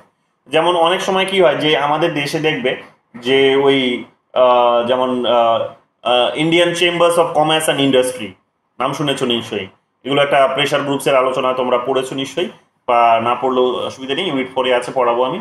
তো Indian chambers of commerce and industries বলে একটা অর্গানাইজেশন আছে, একটা গ্রুপ আছে। তারা কি হয়, বিজনেস যারা করছে তাদের একটা গ্রুপ। সেটা যেমন ফার্মার অর্গানাইজেশন আছে অনেকগুলো, সেরকম এটাও একটা অর্গানাইজেশন বিজনেসম্যানদের। তো বিজনেসম্যানরা তাদের নিজেদের একটা গ্রুপ তৈরি করে রেখেছে। এরকম বেঙ্গল চেম্বার্স অফ কমার্স আছে, ইন্ডিয়ান চেম্বার্স অ্যান্ড কমার্স আছে, এরকম অনেকগুলো গ্রুপ আছে। তো এরা হচ্ছে কি সরাসরি যেহেতু টাকা পয়সা লেনদেন করে, ব্যবসায়িক গ্রুপ, তো এদের কাছে প্রচুর টাকা পয়সা থাকার ফলে এরা কিন্তু ইকোনমিক, ফিনান্সিয়াল বলা যেতে পারে এক প্রকার প্রেশার গ্রুপস হিসেবে কনসিডার হয়। এরা কি করার চেষ্টা করে, এরা সরকারে যারা আসে তাদের পাওয়ারটাকে কন্ট্রোল করার চেষ্টা করে, তাদের পাওয়ারটাকে কন্ট্রোল করার চেষ্টা করে, তাদের নিজেদের ওদের উপর একটা প্রেশার ক্রিয়েট করার চেষ্টা করে। কি করে? তার জন্য এরা পলিটিক্যাল পার্টিসগুলোকে, লিডার্সগুলোকে, ক্যান্ডিডেটসগুলোকে তারা প্রচুর পরিমাণে টাকা দেয় ইলেকশনে ফাইট করার জন্য, ইলেকশনে প্রচার করার জন্য। তাহলে এই টাকা পয়সা পেয়ে তারা কি করে না, তারা নির্বাচনে জিতে আসে। নির্বাচনে জিতে এসে তারা কি করার চেষ্টা করে না, এই পার্টিকুলার মানুষগুলোর জন্যই, এই গ্রুপটার জন্যই তারা কিন্তু কাজ করে। তাহলে এখানে এটা কি হিসেবে কনসিডার হবে? এখানে এটা কনসিডার হবে ইকোনমিক পাওয়ার, যে economic powers of the Indian chambers and commerce and industries, যে তারা আজকে কি করেছে না, পলিটিক্যাল পাওয়ারটাকে কন্ট্রোল করছে। তাহলে এটা ইকোনমিক পাওয়ার হিসেবে কনসিডার হবে, যে এখানে ইকোনমির বেশি জোর আছে। অন্যদিকে তোমরা দেখবে কৃষক যে অর্গানাইজেশনসগুলো আছে, বিভিন্ন লেবার অর্গানাইজেশন, কৃষক অর্গানাইজেশন, স্টুডেন্ট অর্গানাইজেশন, সিভিল সোসাইটির আরও বিভিন্ন অর্গানাইজেশন যেগুলো আছে, তোমরা দেখবে যে এরা সরাসরি টাকা পয়সা, এদের টাকা পয়সার জোরটা এত বেশি থাকে না, এত শক্তি থাকে না। এদের কাছে হয়তো তাদের নিজেদের ভোট ব্যাংকটাই আছে, তাদের নিজেদের হয়তো ইন্টেলেকচুয়াল পাওয়ারটাই আছে, কিন্তু এর বাইরের কিছু নেই, এবং সেটাও হয়তো বিক্রি হয়ে যাবে টাকার কাছে। অনেক সময় হয় না, এটা টাকার লিডার বিক্রি হয়ে গেল টাকার কাছে। হ্যাঁ, তো হয় এগুলো। তো এখানে আমরা কি দেখতে পাবো যে এটাকে ইকোনমিক পাওয়ার হিসেবে কনসিডার করা হয় না। তো ইকোনমিক পাওয়ার হচ্ছে সেটাই, যেটা হচ্ছে কি করে না, সরাসরি অর্থের একটা যোগ থাকে, এবং যেই অর্থের মধ্যে দিয়ে কি হয়, অন্যের বিহেভিয়ারকে চেঞ্জ করা যেতে পারে। তো সেটা হচ্ছে ইকোনমিক পাওয়ার, যেটা আমরা দেখতে পাবো Indian chambers and commerce, Bengal chambers and commerce, এই সমস্ত অর্গানাইজেশনসগুলো যাদের আছে। তো এটাকে বলা হচ্ছে ইকোনমিক পাওয়ার। আইডিওলজিক্যাল পাওয়ারটা কি? আইডিওলজিক্যাল পাওয়ারটা হচ্ছে এই পাওয়ার যেটার মধ্যে দিয়ে তোমার কি ভাবনা শক্তি, মতাদর্শ আমি বদলে দিতে পারি, ভাবনা শক্তিটা বদলে দিতে পারি, বা ভাবনার করার লেভেলটা বা ওয়েটা আমি বদলে দিতে পারি। যে আমি আজকে তোমাদেরকে যেগুলো বলছি সেগুলো হয়তো শুনে তোমাদের মনে হতে পারে যে বামপন্থী আন্দোলনটাকেই তার মানে সংগঠন করা দরকার, মানে বামপন্থী যে গ্রুপটা আছে বা পলিটিক্যাল পার্টিসগুলো আছে তাদেরকেই সমর্থন করা দরকার। ঠিক আছে, অন্য একজন যদি আবার এসে তোমাকে বোঝায় যে না, কেন তোমাকে সেখানে বিজেপিকেই সমর্থন করতে হবে, তো সে হয়তো একটা আলাদা আইডিওলজিতে বিশ্বাস করে, হিন্দু আইডিওলজিতে। তো হিন্দু আইডিওলজির মধ্যে দিয়ে তোমাকে হয়তো সেখানে বদলে দিল। তাহলে তোমার বিহেভিয়ারের মধ্যে যখন সে চেঞ্জ নিয়ে আসছে তোমাকে তার মতাদর্শের মধ্য দিয়ে, তখন সেটা কিন্তু তার আইডিওলজিক্যাল পাওয়ার হিসেবে কনসিডার হবে। তো আমার আইডিওলজিক্যাল পাওয়ার কি? আমার আইডিওলজিক্যাল পাওয়ার হচ্ছে যে আমি চাই গরিবদের উন্নতি হোক। আমার আইডিওলজিক্যাল পাওয়ার হচ্ছে যে সাধারণ মানুষের হাতে পাওয়ার আসুক, আমার সাধারণ মানুষের অর্থনৈতিক অবস্থার উন্নতি হোক, শিক্ষা স্বাস্থ্যের মতো বিষয়গুলো ফ্রি হয়ে যাক। এটা হচ্ছে আমার আইডিওলজি, বামপন্থীদের ধরে নাও আইডিওলজি। তাহলে এই আইডিওলজিতে তুমি যদি প্রভাবিত হচ্ছ, তাহলে আমার সেটা কিন্তু কি হবে না, আমার আইডিওলজিক্যাল পাওয়ার বলে বিবেচিত হবে। এবং অনেক সময় দেখা যায় কি, যে যেমন আমরা দেখেছি যে আইডিওলজিক্যাল ওয়ারফেয়ার হয়েছে দীর্ঘদিন ধরে। কোথায়? না ইউরোপে আমরা দেখেছি কোল্ড ওয়ারে আমরা দেখেছি যে দীর্ঘদিন ধরে আইডিওলজিক্যাল ওয়ারফেয়ার হয়েছে।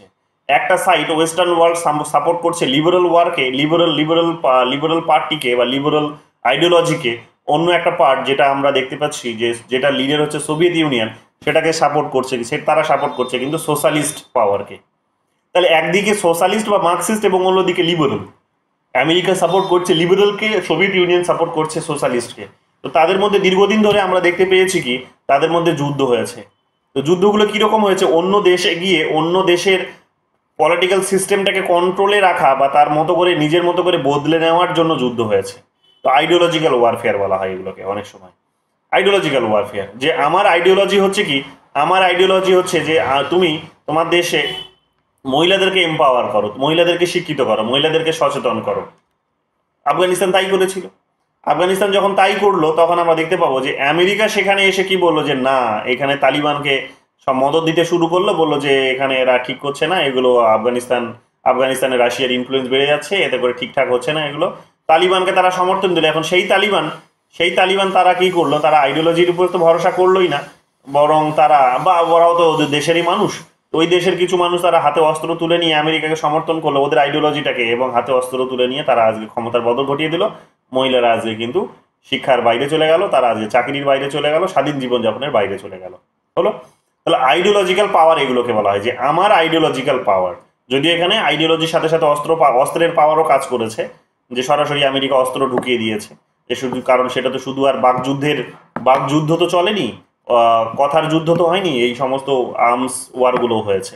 বাট মোটামুটি আমরা বুঝতে পারি এটাই, যখন কোনো একটা চিন্তা ভাবনার মধ্য দিয়ে তোমার বিহেভিয়ারের মধ্যে কোনো যখন চেঞ্জ আসছে, তোমার ডিসিশনের মধ্যে যখন কোনো পরিবর্তন আসছে, তখন সেটাকে কি বলা হয়, আইডিওলজিক্যাল পাওয়ার হিসেবে কনসিডার করা হয়।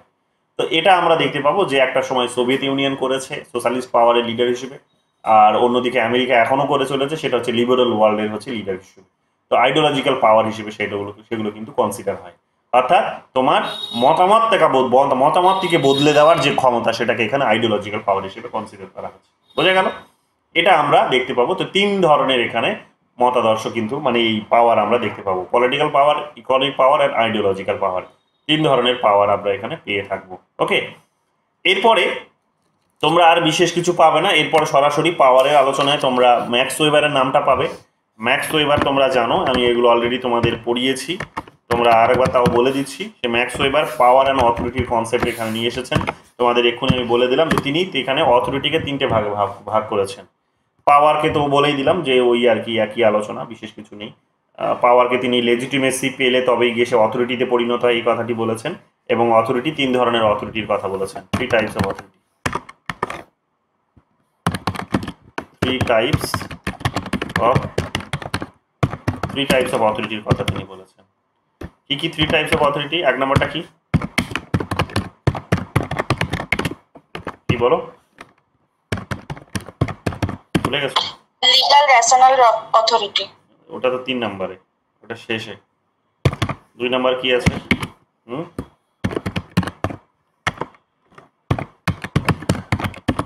Charismatic authority. 3 নম্বর কি বলেছিলেন তিনি? 3 নম্বর বলেছিলেন লিগ্যাল রেশনাল। এটা বোধহয় এখনো পর্যন্ত 20 বার জিজ্ঞেস করেছে পরীক্ষায়।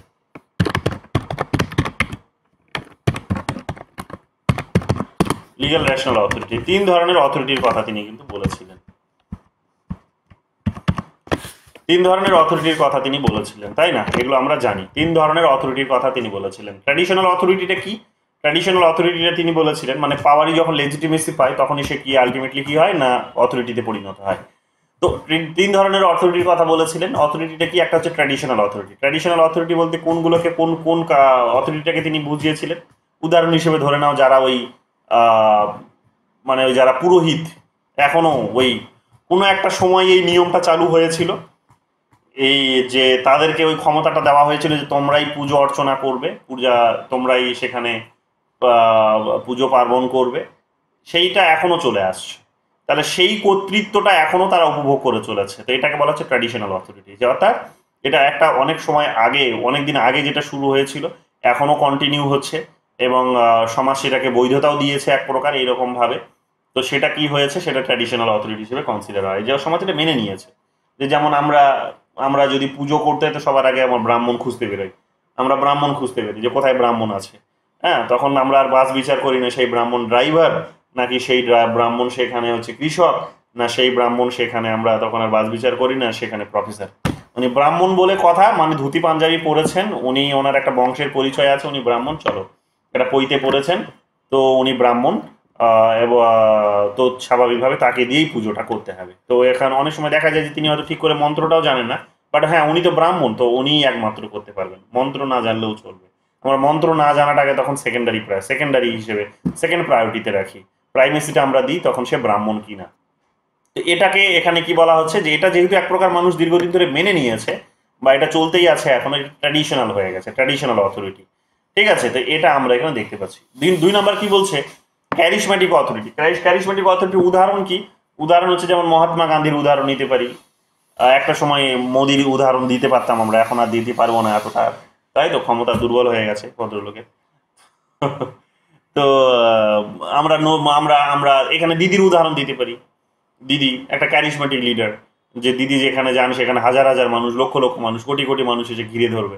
হ্যাঁ, উনি একটা ডাক দিচ্ছেন 21শে জুলাই, তো সেখানে দেখবে সেই 21শে জুলাইয়ের মঞ্চে হাজার হাজার মানুষ সেখানে এসে জমায়েত হয়ে যাচ্ছে, তার সেখানে ভাইয়েরা, তার ফ্যান ফলোয়াররা সেখানে আরো 50 জন মানুষকে ডেকে নিয়ে সেখানে জমায়েত হয়ে যাচ্ছে এবং বৃষ্টিকে উপেক্ষা করে তারা সেখানে বসে থাকছে। এটা হচ্ছে ক্যারিশম্যাটিক লিডারশিপ, যে মুখ একটা একটা ওদের কথার মধ্যে একটা জাদু আছে, যে উনি দাঁড়িয়েছেন মানে মানুষ ওনাকে সমর্থন করবে।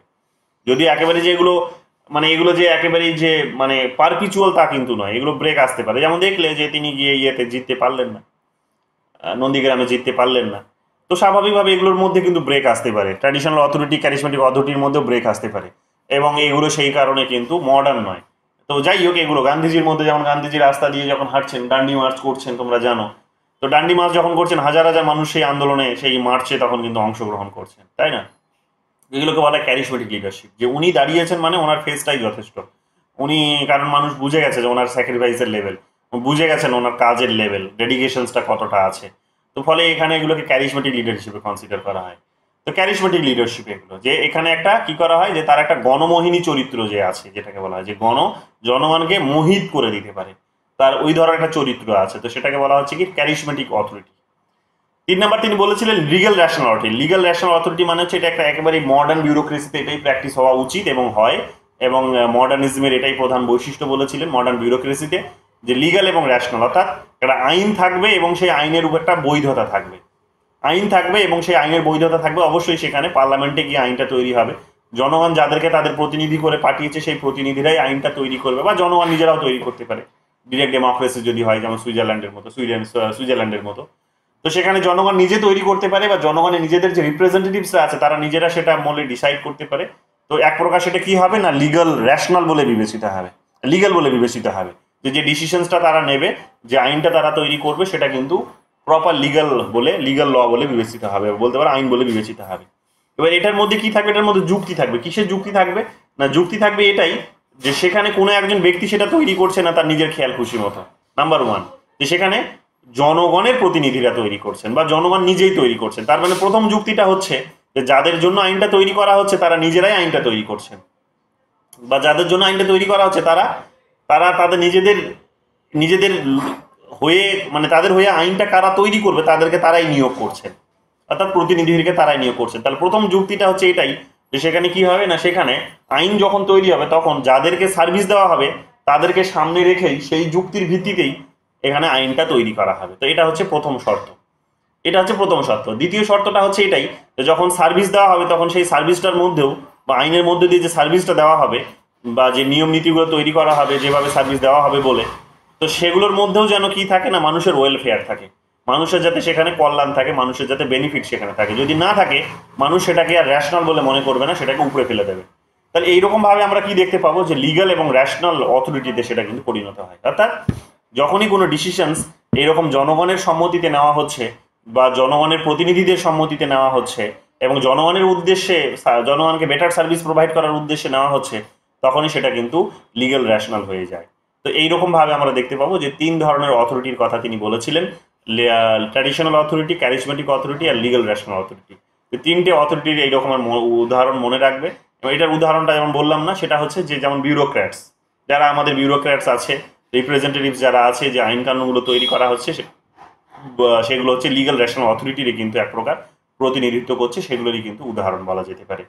এই 3 ধরনের উদাহরণগুলো মাথায় রাখবে, 3টে টাইপসকে মনে রাখবে, একাধিকবার পরীক্ষায় এসেছে, এবং এই 3টে টাইপসকে দিয়েছে সেটা মনে রাখবে একাধিকবার, এবং অনেক সময় পরীক্ষায় এসেছে কোনটা দেননি তিনি, 4টে অপশন দিয়ে বলছে যে তিনি কোন টাইপটার কথা বলেননি। অনেক সময় বলেছে যে এটার মধ্যে কোনটা তার দেওয়া, 4টে দিয়ে বলছে কোনটার মধ্যে কোনটা, তো 3টে নয় কিন্তু বাকি একটা তার দেওয়া, তো কোনটা তিনি দিয়েছেন সেটা বলার চেষ্টা করেছে এইরকমভাবে। এবং এইরকমভাবে প্রশ্নটি একাধিকবার এসেছে যে সেটা সব থেকে বেশি তিনি ভ্যালুস দিয়েছেন কোনটাকে, মডার্ন ডেমোক্রেসিতে বা মডার্নাইজেশনে তিনি সব থেকে বেশি ভ্যালুয়েবল কোনটাকে মনে করেছেন, বা সব থেকে বেশি কিন্তু ভালো বলেছেন কোনটাকে, যেটা হচ্ছে কিন্তু সময়ের সঙ্গে সার্ভাইভ করতে পারে, সেটা হচ্ছে কিন্তু legal rational authority. Traditional authority legal রেশনালের সঙ্গে মানে সময়ের সঙ্গে সার্ভাইভ করবে না। তোমরা জানো যে এখন মহিলারাও পুজো করছে, যেমন যাদবপুর ইউনিভার্সিটি দেখবে প্রফেসর স্টুডেন্টরা সব পুজো অর্চনা করতে শুরু করে দিয়েছে, তো দেখবে এগুলো এখন চ্যালেঞ্জ হচ্ছে। তো শুধু এটা নয়, আরো অনেক এই ধরনের ট্র্যাডিশনস আছে যেগুলোকে চ্যালেঞ্জ করা হচ্ছে, যেমন বিবাহের ট্র্যাডিশন সেগুলোকেও চ্যালেঞ্জ করা হচ্ছে, এগুলো ট্র্যাডিশনাল অথরিটি এক প্রকার বলতে পারো। বিবাহের বা বিভিন্ন ধরনের বিবাহ, কি বলবো, কত বলবো, হাজার হাজার আছে এরকম। তো সেগুলোকে যেমন ট্র্যাডিশনাল অথরিটি হিসেবে কনসিডার হয়, সেগুলোকে চ্যালেঞ্জ করছে মানুষ। ক্যারিজমেটিক লিডারশিপও যেমন তৈরি হতে পারে, আবার তার অবক্ষয়ও হতে পারে, তার তার কিন্তু ফেস ডিক্লাইন করতে পারে। উদাহরণ মমতা ব্যানার্জির দিলাম, নরেন্দ্র মোদীর দিলাম, যে আমরা 2014 সালে দেখলাম যে মানুষ আপকি বার মোদী সরকার, 2019 সালেও আপকি বার মোদী সরকার, মোদীর ফেস দেখেই মানুষ ভোট দিয়েছে। এইবার এসে আর মানুষ সেটা করলো না, মানে মোদী থেকে অন্য একজন মানুষ বেশি ভোট পেয়েছেন, এটাও আমরা যেমন দেখতে পাচ্ছি। আবার আমরা দেখতে পাচ্ছি তিনি একক সিঙ্গেল মেজরিটি পাননি, এখন তাকে নীতিশ নাইডু নির্ভরশীল সরকার তৈরি করতে হয়েছে। তো নীতিশ নাইডু নির্ভরশীল সরকার তৈরি করতে হচ্ছে, সেটা এখন এক প্রকার বুঝতেই পারছো যে তার ক্যারিজমেটিক লিডারশিপের উপরে একটা বড় অ্যাটাক। এবং এটা অনুমান করা হচ্ছে যে যেহেতু তিনি একজন ব্যক্তিকেই এখানে নির্বাচনে সামনে রেখে যেহেতু ফাইট করা হচ্ছে, তো স্বাভাবিকভাবে এগুলো কিন্তু একটা বড় বলা যেতে পারে যে ক্ষতি করছে দেশের। যাই হোক, মানে ওই পার্টিটার ক্ষতি করছে, দেশের বলবো না, পার্টিটার ক্ষতি করছে। যাই হোক, এগুলো মাথায় রেখো, এগুলোই কিন্তু পরীক্ষায় তোমাদের বারবার জানতে চাইবে। তো এই গেল আমাদের পাওয়ারের আলোচনা, এগুলোই তোমাদের আসবে। সব কোয়েশ্চেন্সগুলো মানে বোধহয় 13টা 14টা কোয়েশ্চেন্স ওয়েবসাইটে রয়েছে, কিন্তু কোয়েশ্চেন্স অনেকগুলোই হবে, সবগুলো ঢোকানো যায়নি, কারণ অনেক কোয়েশ্চেন্স কি হয়েছে অন্য টপিকে ঢুকিয়ে দেওয়া হয়েছে হয়তো, তো সেখানে ওগুলো আলোচনা হবে বা হয়েছে বা হচ্ছে।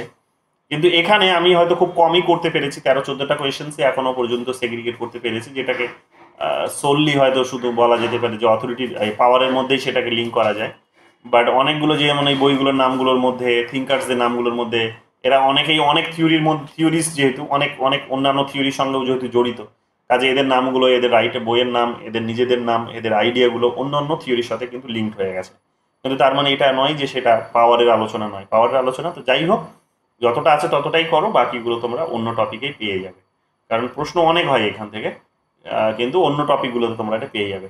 তো 13টার মতো কোয়েশ্চেন্স আমি ওয়েবসাইটে দিয়ে রেখেছি, তোমরা এটা সলভ করো, আগামীকাল সেটা আমরা সলভ করে নেব। এবং মাল্টিকালচারালিজমের একটা ছোট ক্রিটিসিজম বাকি ছিল, সেটাও আমরা আগামীকাল সলভ করে নেব। তো এই গেল আমাদের পাওয়ারের আলোচনা। বলো এবার যদি কিছু বুঝতে পেরেছো, পারোনি, বা অসুবিধা হয়েছে কোথাও, মন খুলে বলতে পারো। ক্লিয়ার হয়েছে কনসেপ্ট? কে কি বলেছে আমি সেই আলোচনায় নিয়ে গেলাম না, ওগুলো শেষ হবে না, ওগুলো এতটা প্রয়োজনীয় নয়। হার্ডলি একটা বা দুটো জিজ্ঞেস করে, কনফিউজ করে তোমাদেরকে লাভ নেই। শ্রেয়সী বোঝা গেছে? হ্যাঁ স্যার বুঝেছি। নয়নিকা? হ্যাঁ স্যার বুঝতে পেরেছি। কোনটা বলবো আসছি দাও। আর সায়ন্তন? হ্যাঁ স্যার বুঝতে পেরেছি। নাজমুনিশা?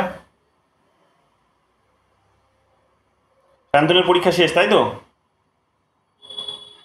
হ্যাঁ স্যার কালকেই শেষ হলো। তাহলে মাল্টিকালচারালিজমটা শেষ করে ফেলো, যেগুলো পড়ানো হয়েছে এই কয়েকদিনে, দুটো টপিকই বোধহয় পড়ানো হয়েছে তোমার। তো কটা ক্লাস লেকচার আছে ওগুলো দেখে নাও, কি বলেছিলাম ভালো করে ক্লাস লেকচারগুলো শোনো, ঠিক আছে? Okay sir. একথা।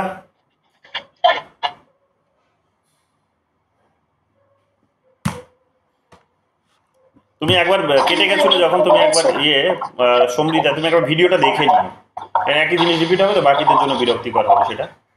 হ্যাঁ, কি ঠিক আছে, পাঠিয়ে দেবো। শ্রেয়া বোঝা গেছে? হ্যাঁ স্যার বুঝতে পেরেছি। হ্যাঁ স্যার। শোভন, হ্যাঁ স্যার। সৈনী, হ্যাঁ স্যার বুঝতে পেরেছি। দীপিকা দাস, ঠিক আছে? দীপিকা দাস বেরিয়ে গেল নাকি? হ্যাঁ স্যার ঠিক আছে। সমৃতা, সমৃতা বললে তুমি একটা জিজ্ঞেস করলে, তুমি যেহেতু সেম জিনিস জিজ্ঞেস করছো যেটা বলেছি, বাকিদের জন্য বিরক্তিকর হবে, তুমি একবার দেখে নাও ভিডিওটা, আমি কিছুক্ষণ বাদেই আপলোড করে দেবো, তুমি একবার দেখে নিও তাহলেই হবে। তারপর যদি অন্য কোনো প্রশ্ন থাকে, এগুলো বুঝতে পারো নি যদি এরকম কিছু হয়, বা অন্যরকমভাবে যদি তোমার কোনো প্রশ্ন থাকে সেগুলো জিজ্ঞেস করে আমি বলে দেবো, ঠিক আছে? কিন্তু সেম জিনিস রিপিট করলে বাকিদের জন্য সেটা অসুবিধাজনক হবে, ঠিক আছে? দেখে নিও। আর বলো, আর কারো কিছু জানার বোঝার নেই তো? তাহলে আজকে এতটুকুই থাক, আগামীকাল দেখা হবে উইথ পিওয়াইকিউজগুলো সলভ করে নাও। আর রোজ দিন যেগুলো দেওয়া হচ্ছে সেগুলো কিন্তু সলভ করতে থাকো, এগুলো তোমাদের জন্য দরকার বলেই দেওয়া হচ্ছে, আননেসেসারি কিছু দেওয়া হচ্ছে না। মানে আমি তোমাদেরকে জোর জবরদস্তি সলভ করিয়ে কী পাবো? কিছুই পাবো না, আমার কোনো লাভ হবে না। কাজে যারা ফাঁকি মারছো তাদের তোমাদের রেজাল্ট ওই ফাঁকি মারাই রেজাল্ট আসবে, আমি ফ্র্যাঙ্কলি বলছি। মানে খারাপ লাগলে তোমাদের লাগতেই পারে, বাট এটা ডিসিপ্লিন, এটা তোমাকে করতে হবে। তো রোজ একটা করে কোয়েশ্চেন দেওয়া হচ্ছে মাস্টার্সের লেভেলের, বুঝতেই পারছো নেটের লেভেল যেখানে নেমে আসছে, কাজে ওই ধরনেরই কোয়েশ্চেন্স করা হবে, কাজে সেগুলো তো করতেই হবে। প্লাস হচ্ছে তোমাদের যেগুলো আমি মানে যেগুলো ওই 50টা করে রোজ একটা লিঙ্ক দিয়েছি, যে 50টা করে রোজ কোয়েশ্চেন্স আসবে, তো সেটাও করতে হবে। তো 100টা করে কোয়েশ্চেন্স অ্যাটলিস্ট রোজ করা উচিত তোমাদের, কারণ তোমরা অনেকেই অনেক দিন ধরে পড়ছো, আর যারা করছো না তাহলে তাদের রেজাল্টও ওই দেখো কী হয়। তোমরা ফাঁকি মারবে, রেজাল্টও তোমাদের ফাঁকি মেরে দেবে, তো কাজেই ওটা দেখো কি করবে, ঠিক আছে? চলো তাহলে আজকে এতটুকুই থাক, দেখা হবে আবার আগামীকাল। Good night.